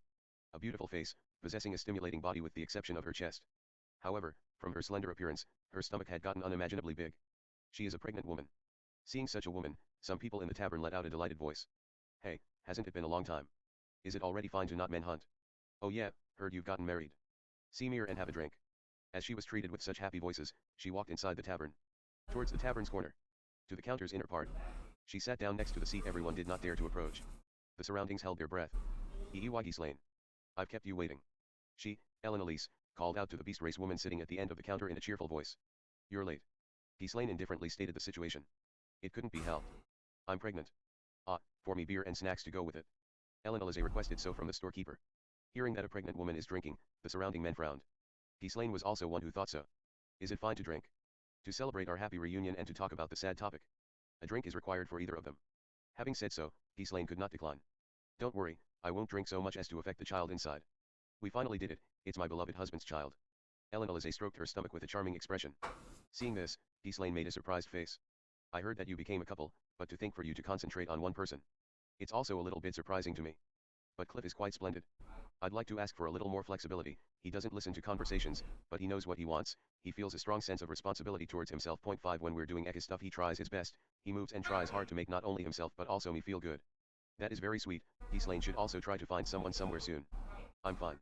When faced against that fond speech, Ghislaine replied quickly. She has already given up living as a woman. She thought to walk the way of life of a swordswoman. Well, I won't pressure you into it. At that moment, Elenali's beer came. In this area beer was slightly more expensive, but the alcohol content was low. For Ellen Alize, it was more like juice. Now then, to the reunion of dear friends, cheers. Cheers. Ghislaine clinked the cup in her hand with Ellen Alize's cup. A satisfying sound echoes.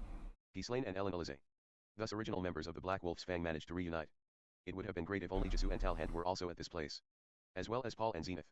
When that was said, the enjoyable alcohol became immediately sorrowful. However, Ellen Alize originally came to hold such a conversation. It would have been easier to become a little more intoxicated before starting that conversation, but it was nothing to worry about. About Paul, it's unfortunate. Originally, it should have been me to fall first. That guy lived life in a hurry. I did think it would lead to an early death. Ah, come to think of it, such a thing was said in the past. It was you who said it? Did I? Ah, in fact, I did not find it too strange that he died. Paul was splendid to the end. Want to listen? Please tell me. When asked, Ellen Alize started to talk about Paul's final moments. About how he was separated from his family, and how he was desperately searching for them. About how despite being such a womanizer, he abstained from women and was wholeheartedly faithful to Zenith. About his reunion with Rudius, as well as the conversation with him. About the happy face Paul made when talking. And finally how he died protecting Rudius, Paul's final moment. I see, that guy has also changed.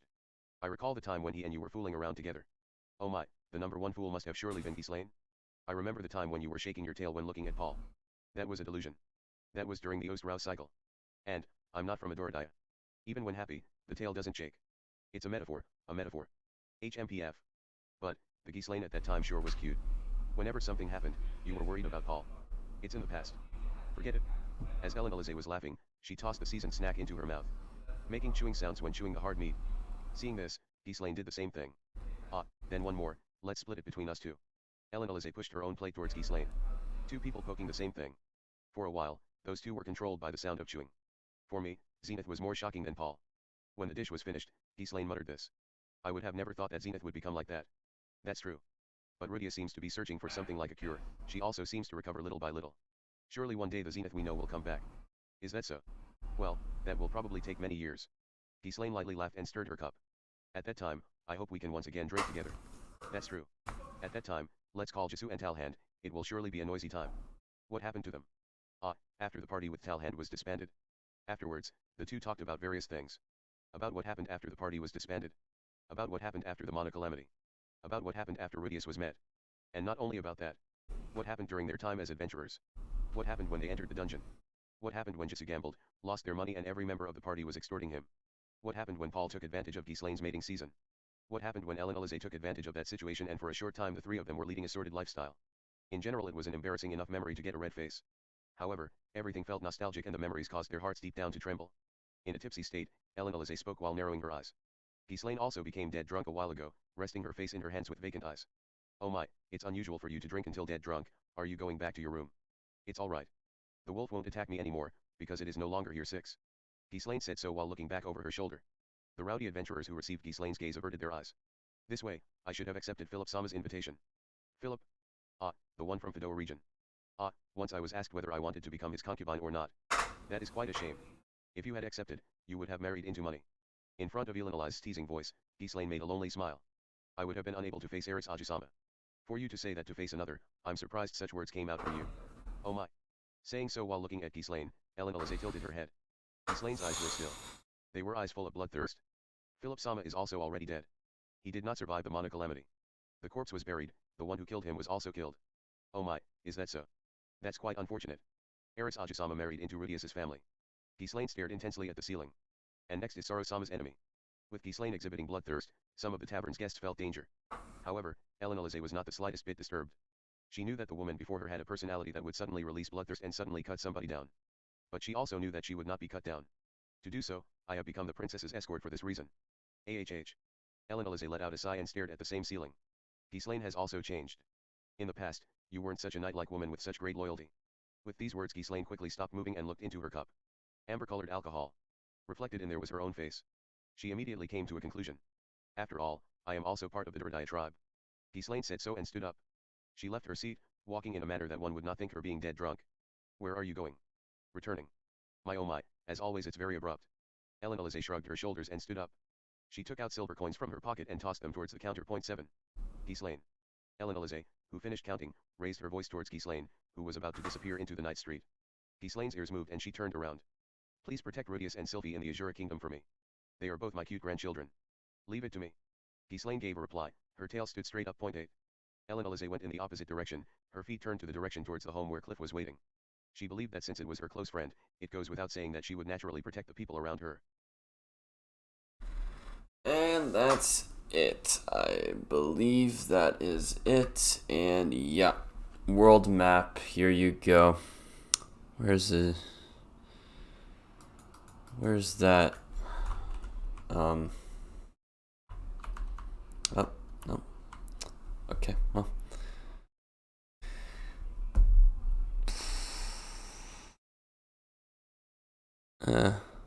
Lapon's right there. You got Azure King right there.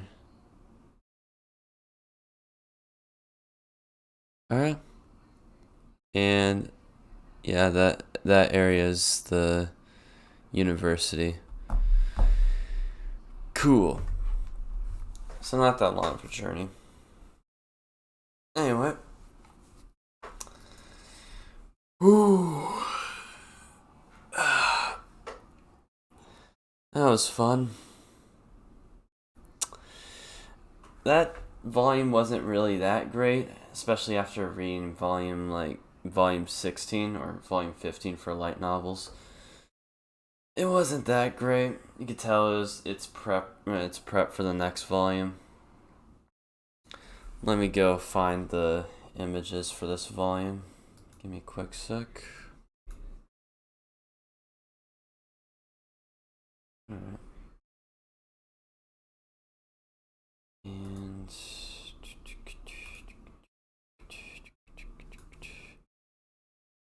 And nope.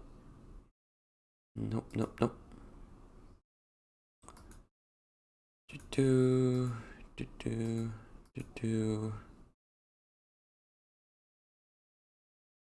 There you go.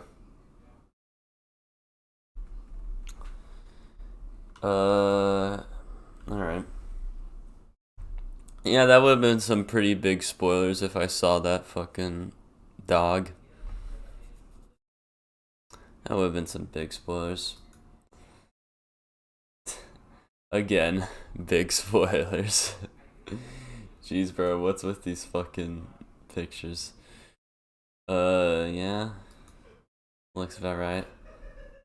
So that's probably the diary. Dog. Doge.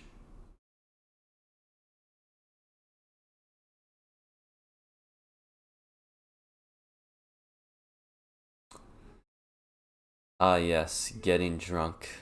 Keck W.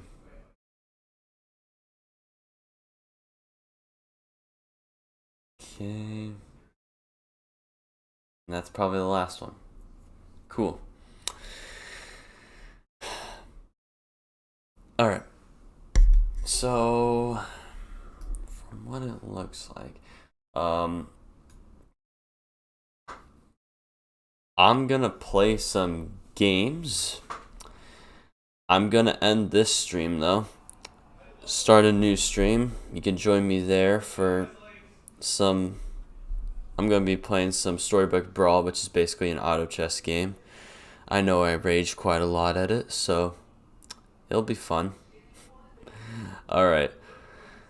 So, anyway, see y'all later.